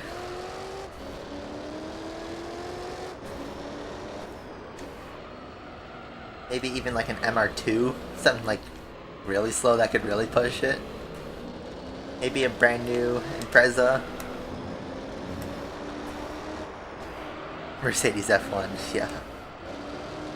I'm doing alright. I had a pretty busy week at work. I had to do a bunch of overtime. And I also had to study a lot. I have an exam coming up in less than a month. And what that meant was I couldn't really stream during the week at night because I had a limited time to do it. I had to study for most of it. And you know, I turned my brain off to play Forza Horizon 5 for maybe like an hour. I think I played for a total like 2 hours this week.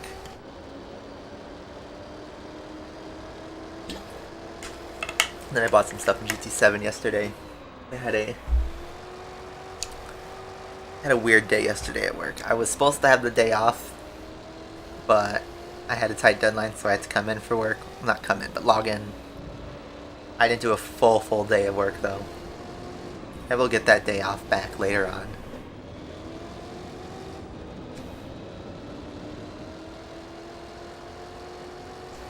Alright, 60 points. We are 3 full races ahead, by the way. And it's still super tight between the RX-7 and the S2000. Who knows what that will be come the last race. One thing for sure though is that FTO and ZZ2, despite being the fastest on the track, is in the most pain.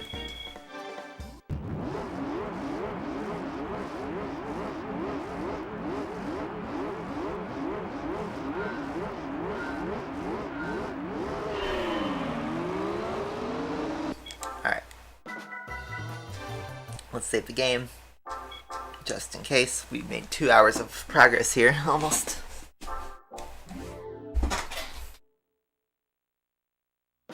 How's the workplace internet? Actually, my home internet is faster than in the office. So that's kind of funny. But I have really good internet at home. Alright, Monaco, 20 laps. Yeah. It's gonna be one of those. Well, no way around it. Let's just get going. This is gonna be a long boy race.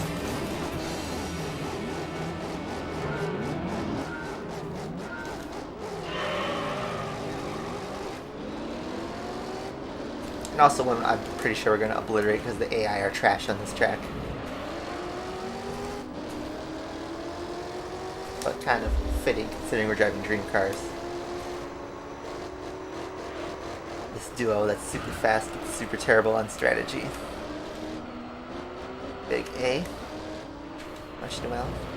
Yeah, I saw Justin message me that Asphalt 8 apparently only has 2,000 active players, like, total. Which, what a downfall. Oop, getting punted on the side.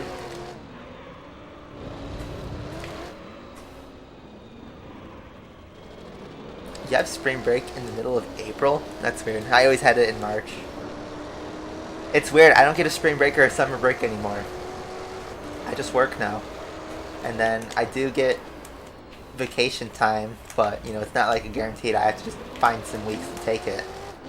I'm taking one of my vacations in May, but that's not going to be for grinding YouTube. That's going to be for me partying, just saying. After my exam. I will not be in a state where I could stream. Whatever.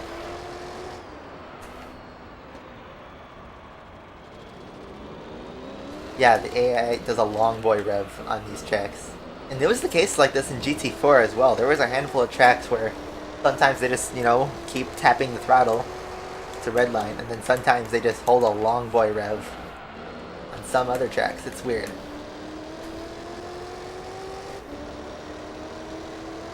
It has been almost a year. I left Asphalt on pretty much my birthday. May 15th was my last Asphalt stream, and that was the last time I played anything noteworthy in Asphalt.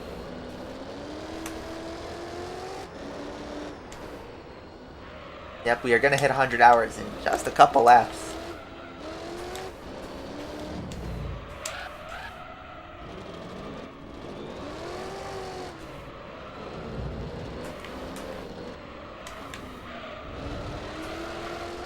Starts skidding around, but it still drives better than Diablo.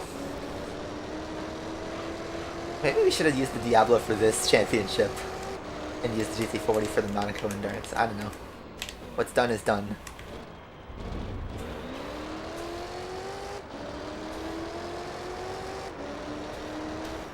Yeah. Well, it was both high school and in college where I had spring break in March. Although I think in high school I always had it late March, and then in college I had it early March. College works completely different to high school though, the schedule.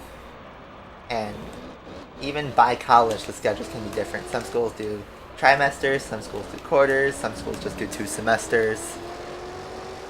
Some schools start in like September and end in June, and then some are like, you know, August and early May. Why did I retire?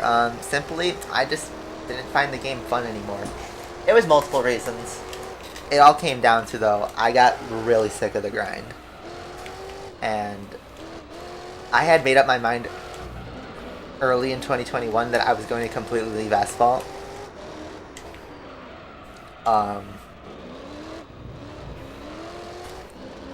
And then there was just a multitude of things. Number one was I still wanted to do YouTube, but I wasn't, you know, fully set up at college where it was like I could just bounce to another game.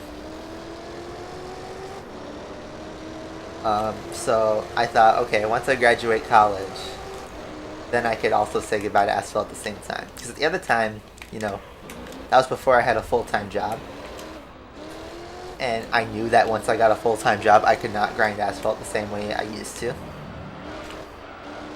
And that's why, you know, I've played a game like GT3 where you can just pick up and play and take a break for even months at a time. Doesn't make a difference.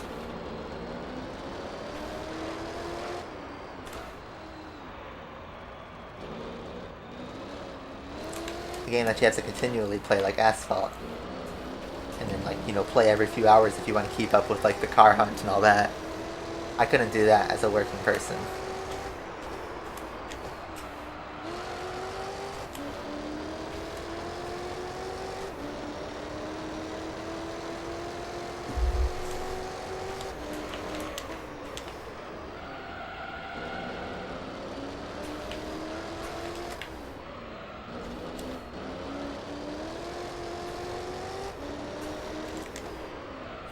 But then yeah, number 3, like why did I not find Asphalt fun anymore? The game was like way too repetitive for me. Like it got to a point where like it just seemed like the updates kept making the game worse and worse, and I thought, why am I even bothering with the multiplayer? You know, the cars are so similar that you don't even need to get the new meta car. Even if it is faster, it's so expensive to upgrade it all the way that it's not worth your time. By the time you do invest enough tokens into it, another car replaces it. And on top of that, there's not even a benefit to having the meta car unless you want to record top 1 laps. But I wasn't in a spot where I was like an Asphalt 8 where I could challenge for top 1 all the time. I just wasn't as skilled as someone like Atik or Alex. I was like good enough to get top 20 or something like that pretty often, but nothing more than that.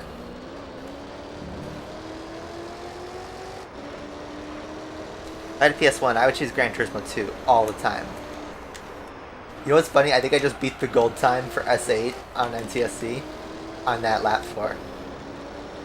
That's really funny. We are at 100 hours. Look at that, guys. 100 hours of GT3. And we are not even done with the game. We're close, but we're not done. Yeah, even if Feek left. The Titans left. Does Alex still play? I know I should know that because I'm still subscribed to him, but I really, like, every time I see Asphalt in my sub box, my eyes and brain just ignore it. Just straight up. I don't even keep track of who's posting anymore, what's going on.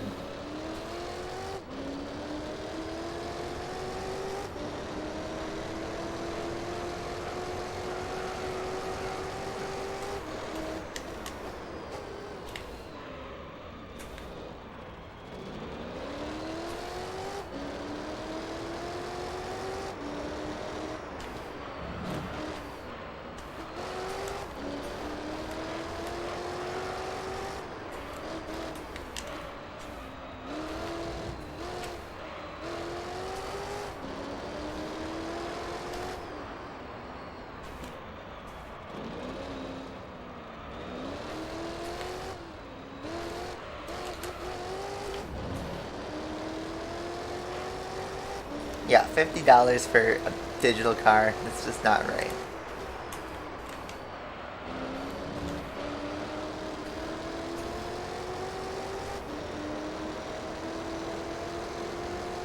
I mean, the reason Asphalt fell is I feel like the same reasons I left is people just got bored of it. And the grind became too intense. For the people who invested money, it became too expensive, and for the people who invested time, it became way too time intensive. Will I do a playthrough of all the Gran Turismo games? Like, before I die? Probably. I wouldn't count on that, you know. I could die today for all I know. But, I mean, like, I want to. But, I have to put so much time into that. Maybe I won't do a 100% playthrough of every single Gran Turismo. Just due to time limitations. But, I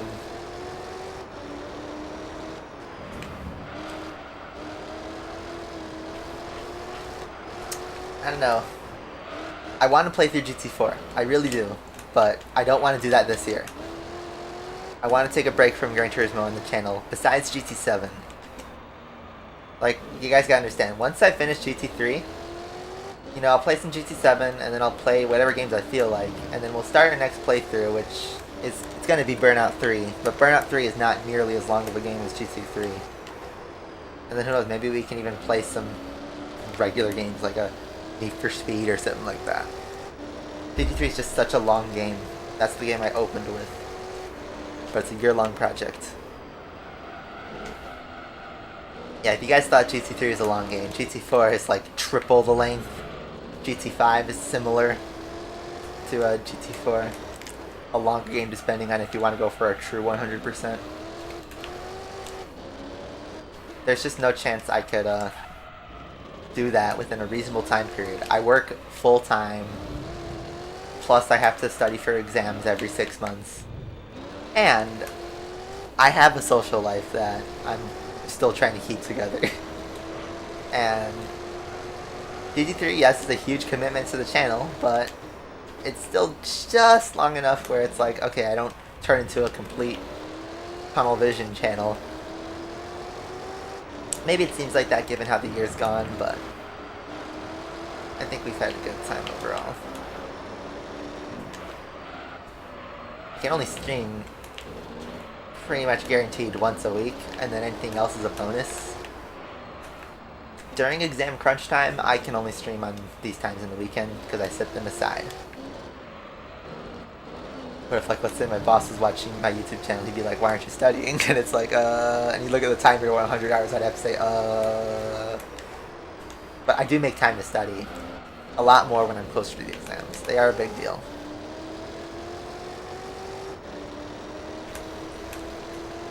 Which, if you haven't caught on, yes, despite I graduated college, I still have to take professional certification exams for my actuary job.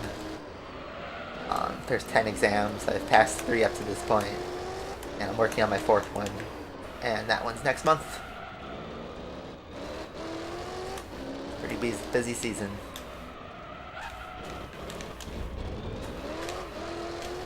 And at the same time I get busy with work too, so, you know, there's just that to balance.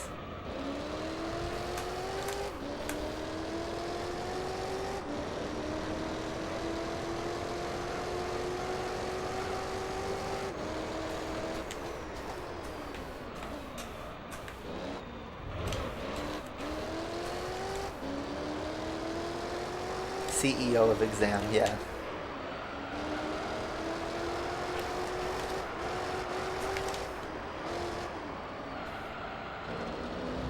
If you guys still watch Furum, he does the same career I do.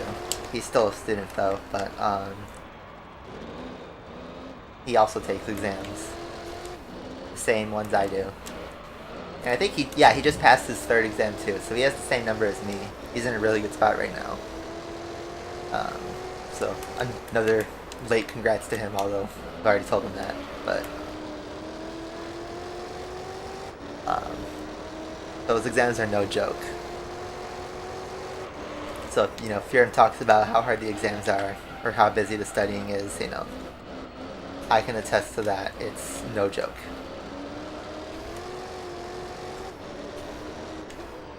Yeah, I saw Asphalt had a deal where it was like, you could buy a Bugatti Chiron Super Sport and like 50,000 Fusion coins for like $50.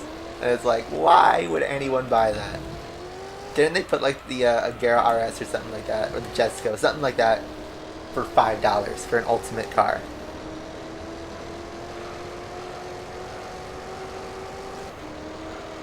And yeah, I don't care about Asphalt anymore, but it is sad to see where it's ended up.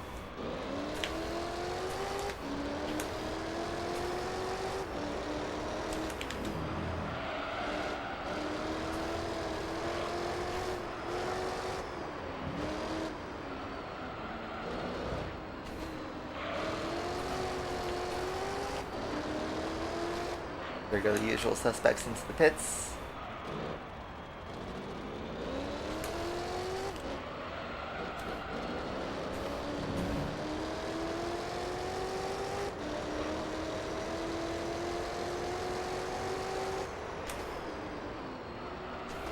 Yeah.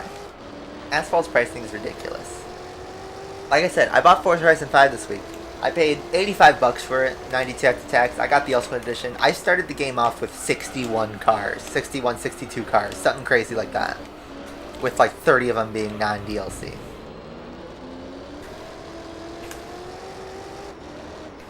So,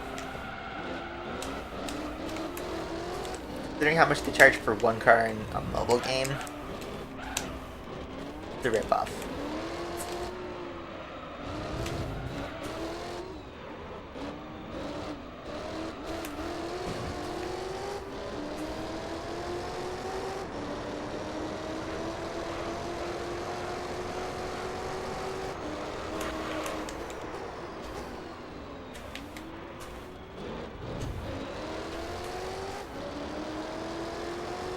Alright, even though if the tires can go a little bit longer, I will pit at half distance, because I feel like it.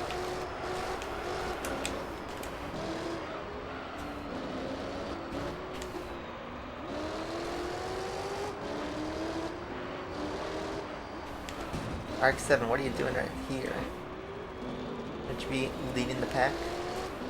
Yes, 2000 is going to run away with it. Last pit stop of the Dream Car Championship.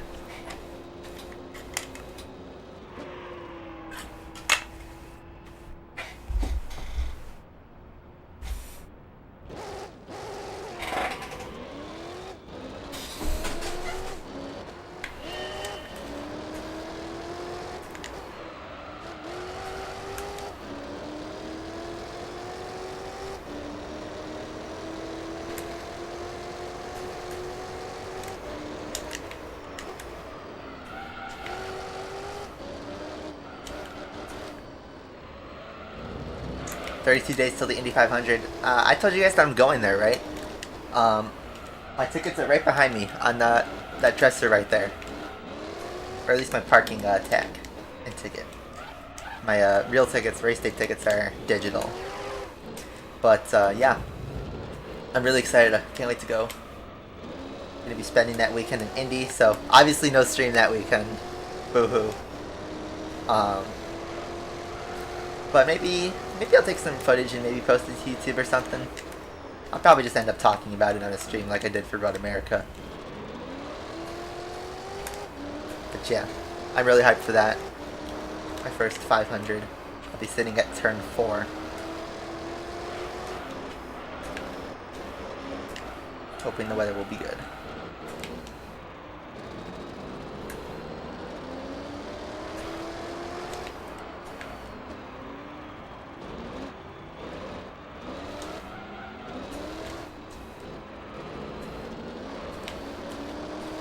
Slides you have to negotiate.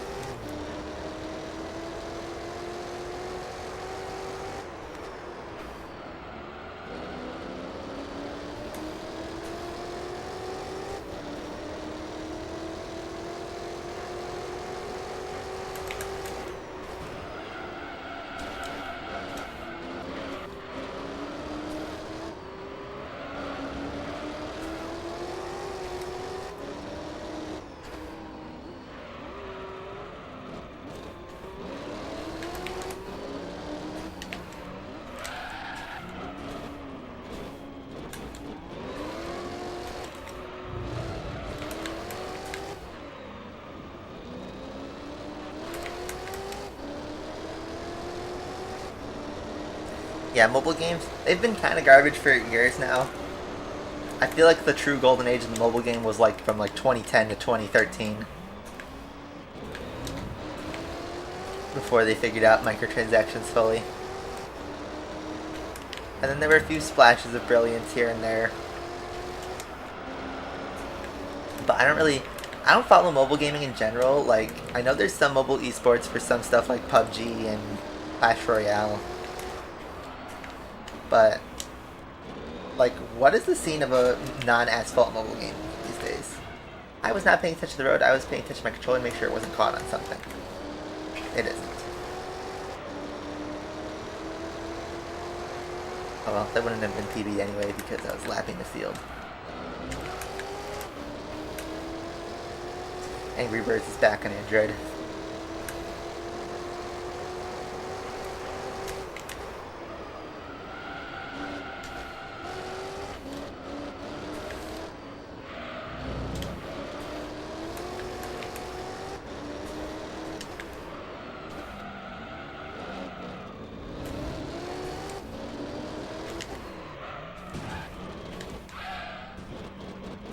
That was pretty awkward. Didn't get the rotation I wanted.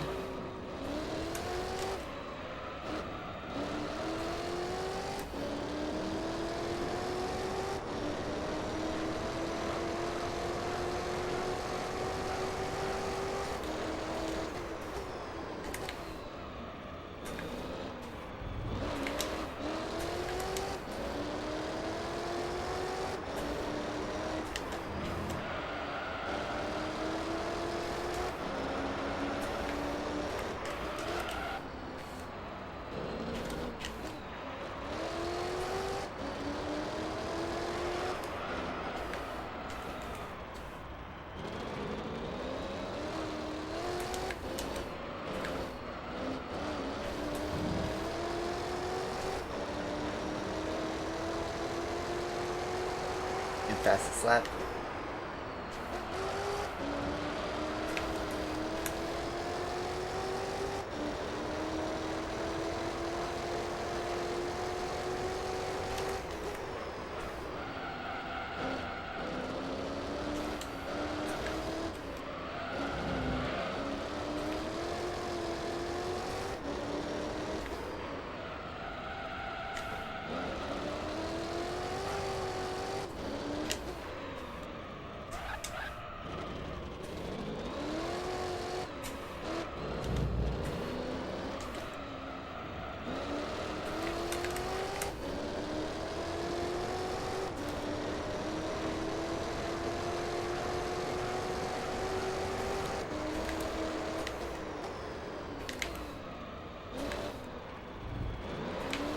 F8, you completely forgot the Devo event happened in 2021, which was that first paid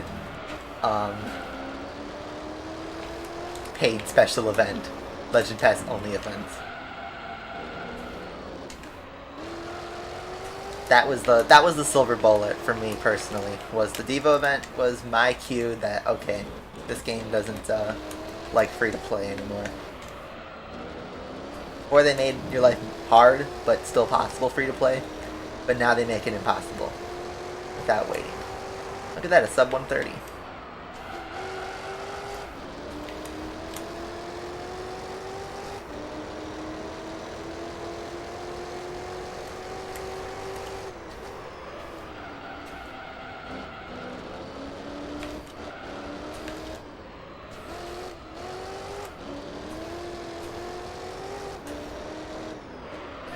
I just feel like the Devo should be noted outside of special events just because of how significant that was to the downfall.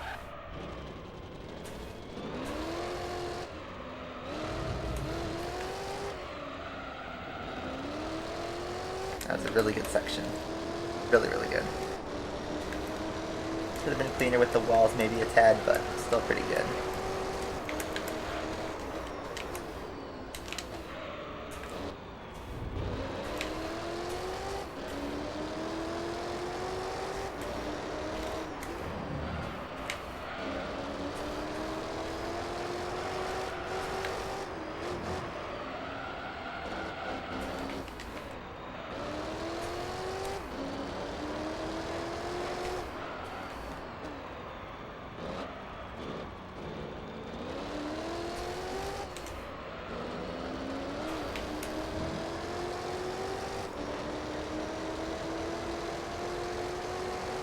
Another 29.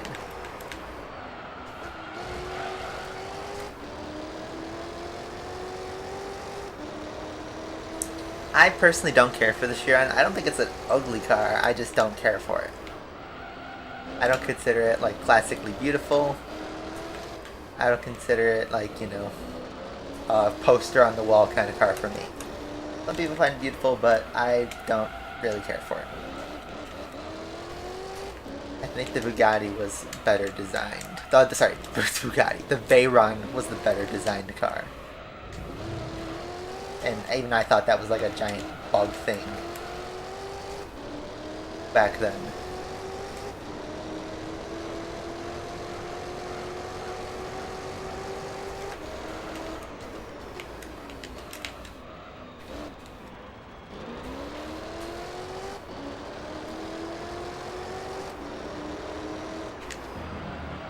Oh man, so much understeer. Ruined my good lap.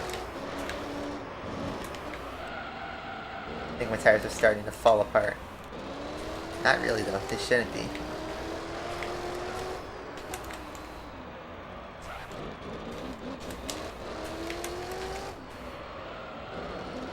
I'd be more intentional in steering though.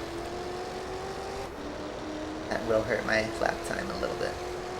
Still a 129 though. I could be so quick in this first sector.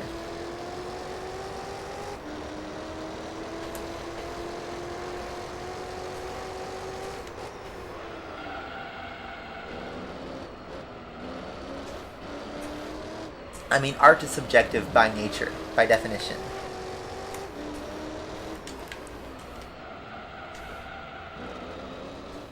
So, one man's trash is another man's treasure. You ever hear that phrase? It's all subjective when you're talking about art. And especially with like a supercar, that's a piece of art, I'd argue. Along with, you know, a great piece of machinery. How do I do the rubber run trick from test course? So what you do is you go to the options, you set your input for acceleration to up on the right analog stick. Then what you do is you just take a real rubber band and wrap it up along the right side of your controller, where like the R2 button is, and just make sure it, you know, grabs that right analog stick and yanks it all the way up, and then you're permanently holding the gas. So you don't have to hurt your fingers at all for 30 minutes on test course. I did that trick when my fingers would start hurting after playing GT test course for anything longer than 10 minutes. Because if you're holding your hand on a button for 10 straight minutes without letting go at all, it could start to hurt. At least for me. I've always had that issue. And you know, when I'm driving like this, even for multiple hours, you know, I take my foot off the throttle to brake and steer. So I'm not always pressing a button. So I'm always giving, even if it's for a few seconds, some rest to my fingers. But test course, you can't do that without the rubber band trick. And then with the rubber band trick, it's not even like you're playing. You just, all you have to do is steer, and your hand can be off the controller for 80% of the lap.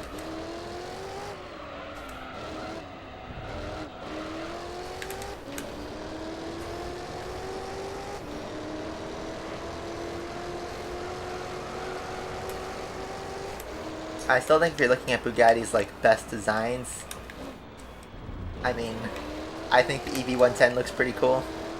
I see where its criticisms come from though. And then you could look at the really, really classic stuff from like the 1930s, and it's like, how do you judge beauty on that? You know? 1930s is a completely different era of cars than what we have nowadays. But that goes for all eras, pretty much.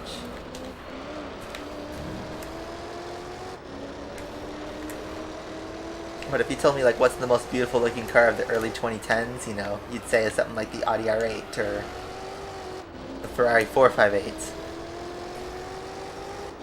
or the Lexus LFA, you know. Or even like the Koenigsegg CCX and CCXR, I argue, are more beautiful than the Veyron from that era. 2 laps to go, by the way. I think we're done running 129s. Because we're about to lap the field again. Big slide.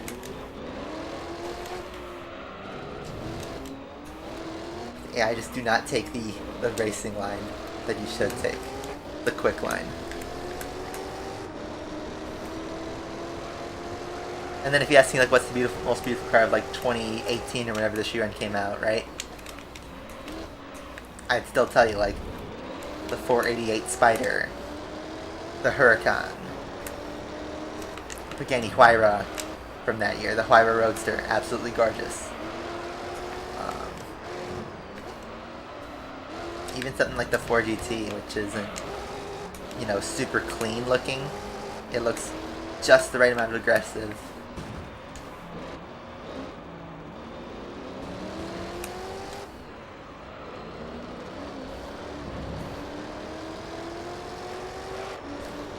Why does the timing carrier look like a Skyline? Someone smarter than me answered that question. It's supposed to be based off of Toyota, actually. But I don't know the exact history of the car, but I think it's a butchered version of some Japanese sports cars. I might have the Skyline's rear lights in real life. I'm not sure, though. Someone smarter than me answered that.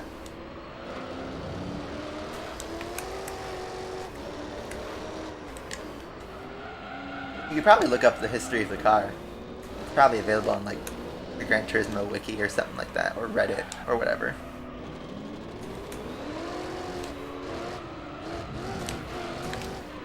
So this battle between the S2000 and the RX-7 is pretty tight, but it looks like the S2000 is going to bring it home.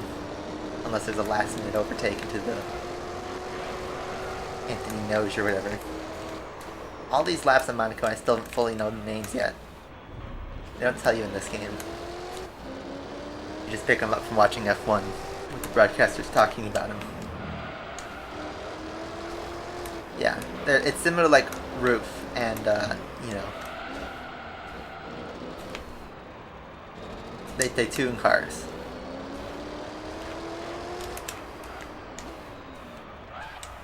One last tail whip. 30 minutes later, we hit the 100-hour mark, go around the last corner one more time. Cross the line. Dream Car Championship Professional is done. I think the RX-7 is going to hurt its points with that pit. Unless he crosses the line.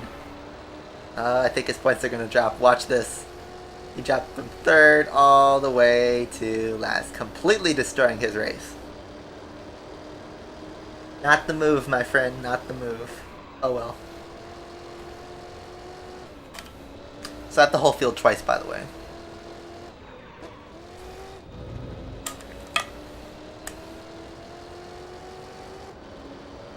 So that completely obliterated the point standings there for the RX-7. Let's see what the final turnout was. We get a clean sweep, by the way, but, you know, this GT40 was on point. I actually loved driving this car throughout the series. It just felt just the right amount of control. The RX-7 actually holds on to P3. I think the S2000 actually overtook it. I believe so. So there you go. DZ2 No Man's Land, Alteza No Man's Land. We're kind of a no man's land in first place up here. Anyway, that's it. That was a good championship. And you know what? That was just the right amount of length. Where, you know, after doing so much endurance and doing that JGTC and that All-Stars, it was good to have maybe a shorter championship. Fortunately, that's the last time we'll get something this short. Because we're in the super license part of the game. Anyway, prize time. For money, which is kind of irrelevant at this point, we get 250 grand. Pretty weak prize considering it's an S license championship, but I don't really care. Money's fake now, pretty much. You care about the prize car. What is the prize car? I see a thing with the wing and I want it. Look at that! Formula 1, again. Let's see. Looks like a 1990 car. And it is black. I think I do not have that color, so I will take that. Proudly. There you go. Clean sweep. Let's go. Let's give a thick oil change to that. Car wash and oil change. Let's go.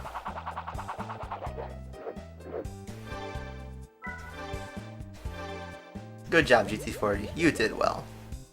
I'm not even hyped about an F1 anymore because we have so many of them now.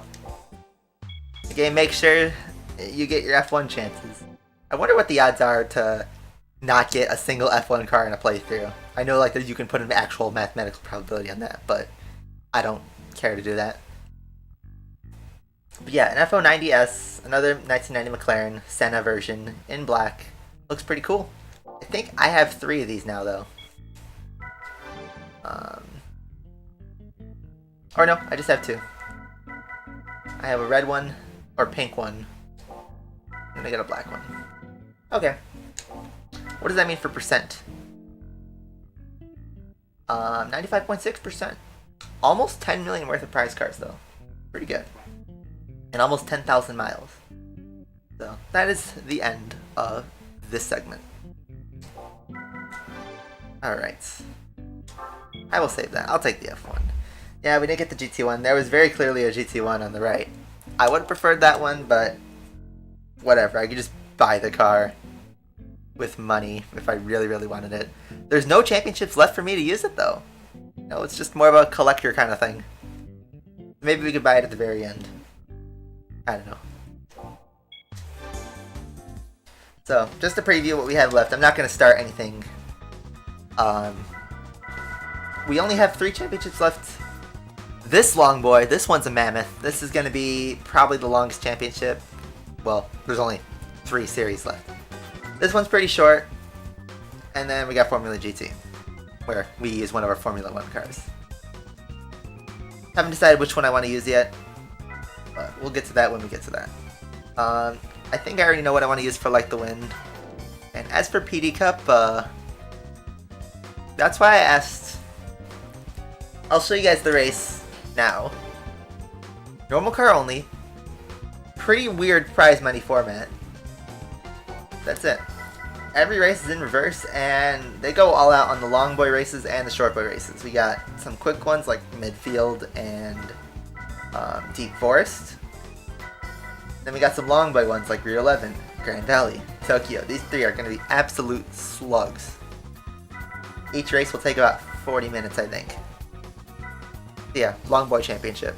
That's going to take us like a month. Unless I do, you know, more stuff. So, then my next question, we'll decide this now, I think, is what car should we get? I'll kind of run through what we could do. The field uses, you know, cars around 300 horsepower, so like your Supra, your Skyline, your base level Skyline, a Corvette, maybe a Mustang, a Jaguar XKR, that BMW, you know, those like road cars that are like, you know, generally sporty. Yeah. So like, something like an S2000 could probably suffice. An NSX would maybe be a bit overpowered. In terms of Mazda, you know, we could drive an RX-7 or an RX-8. Mitsubishi, we have these plethora of Lancers. I don't want to drive the Evo 5 for 7 hours. We already did a yellow Evo 5 earlier in the playthrough. But we could do something like this Tommy Mackinnon Evo or a 3000 GT even. Skyline or even the Z. But I think the Z is one of the AI opponents. We could drive a 300ZX. Something, you know. Is the lady in this game? I have no idea. Got Subarus. We could drive a 22B or even a regular Impreza for that matter.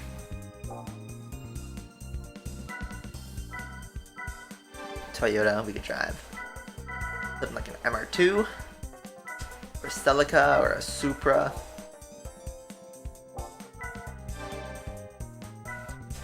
Something I thought about maybe was driving a Corvette C5. Pretty nice car.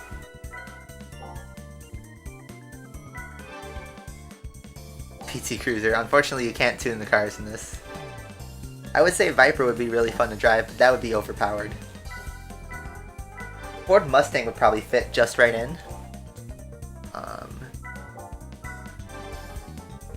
In terms of Audi, you could probably get away with an S4 TT. I don't know. BMW, I know James mentioned the BMW. You can get away with one of these Mercedes, but I'd rather look at a different car. Well, today I wasn't going to do any more racing, so now's the right time to leave. Thanks for tuning in, though. We'll decide a car later. Opel Speedster, I heard, can handle this championship. We could drive a Roof. I drove the 3400S in Endurance, and then these cars might be overpowered. I'm not really sure. VW has nothing. Here's a France, I can maybe drive a Clio. There's no regular Delta in this. And in terms of Pagani, you could do something like the regular Zonda C12, but I think that might be a bit too powerful. Yeah, Aston. XG220 would be too much. I mentioned Lotus. You can get away with this Elise or maybe the Spree V8. Maybe even the Tuscan would not be a bad choice, but Tuscan's pretty powerful. And then that's it for cars you can buy. And then there's cars we currently have on road cars. And I could, you know, scroll down and kind of show you what we got. So like kind of going up the list. We have that Nissan Z. I haven't driven it yet. I know F8 kind of wanted to drive it. I kind of don't though, to be honest, but we could drive a 300ZX though. I haven't driven that one at all. That one might be an interesting challenge. We have this RX-7 I never drove. I'd probably get in a different color though.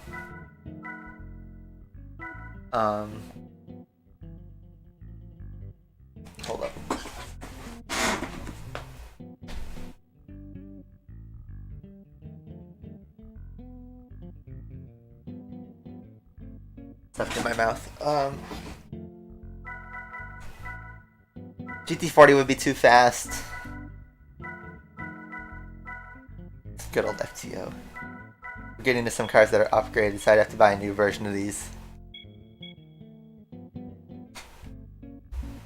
Mario Kart 7 mod. I don't have a 3DS. I'd have to emulate it.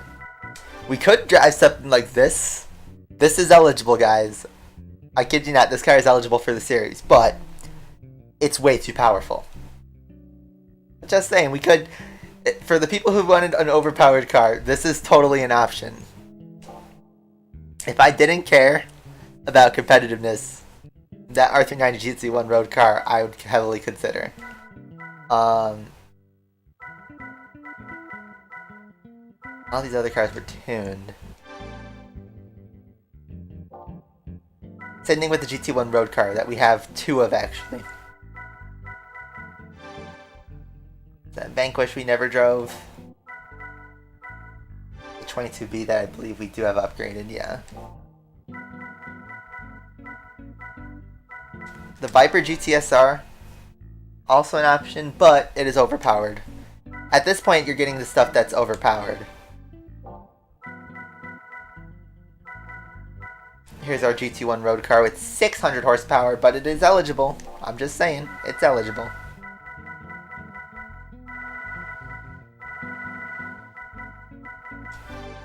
Now this TVR Griffith that I never drove in red. It's a nice color.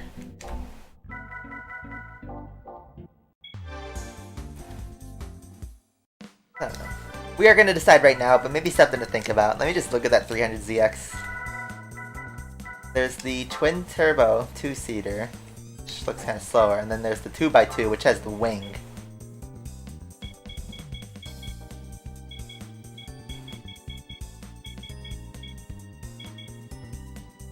Red. Got the right amount of horsepower. It would fit right in. Left field car. 240 SX. Funny.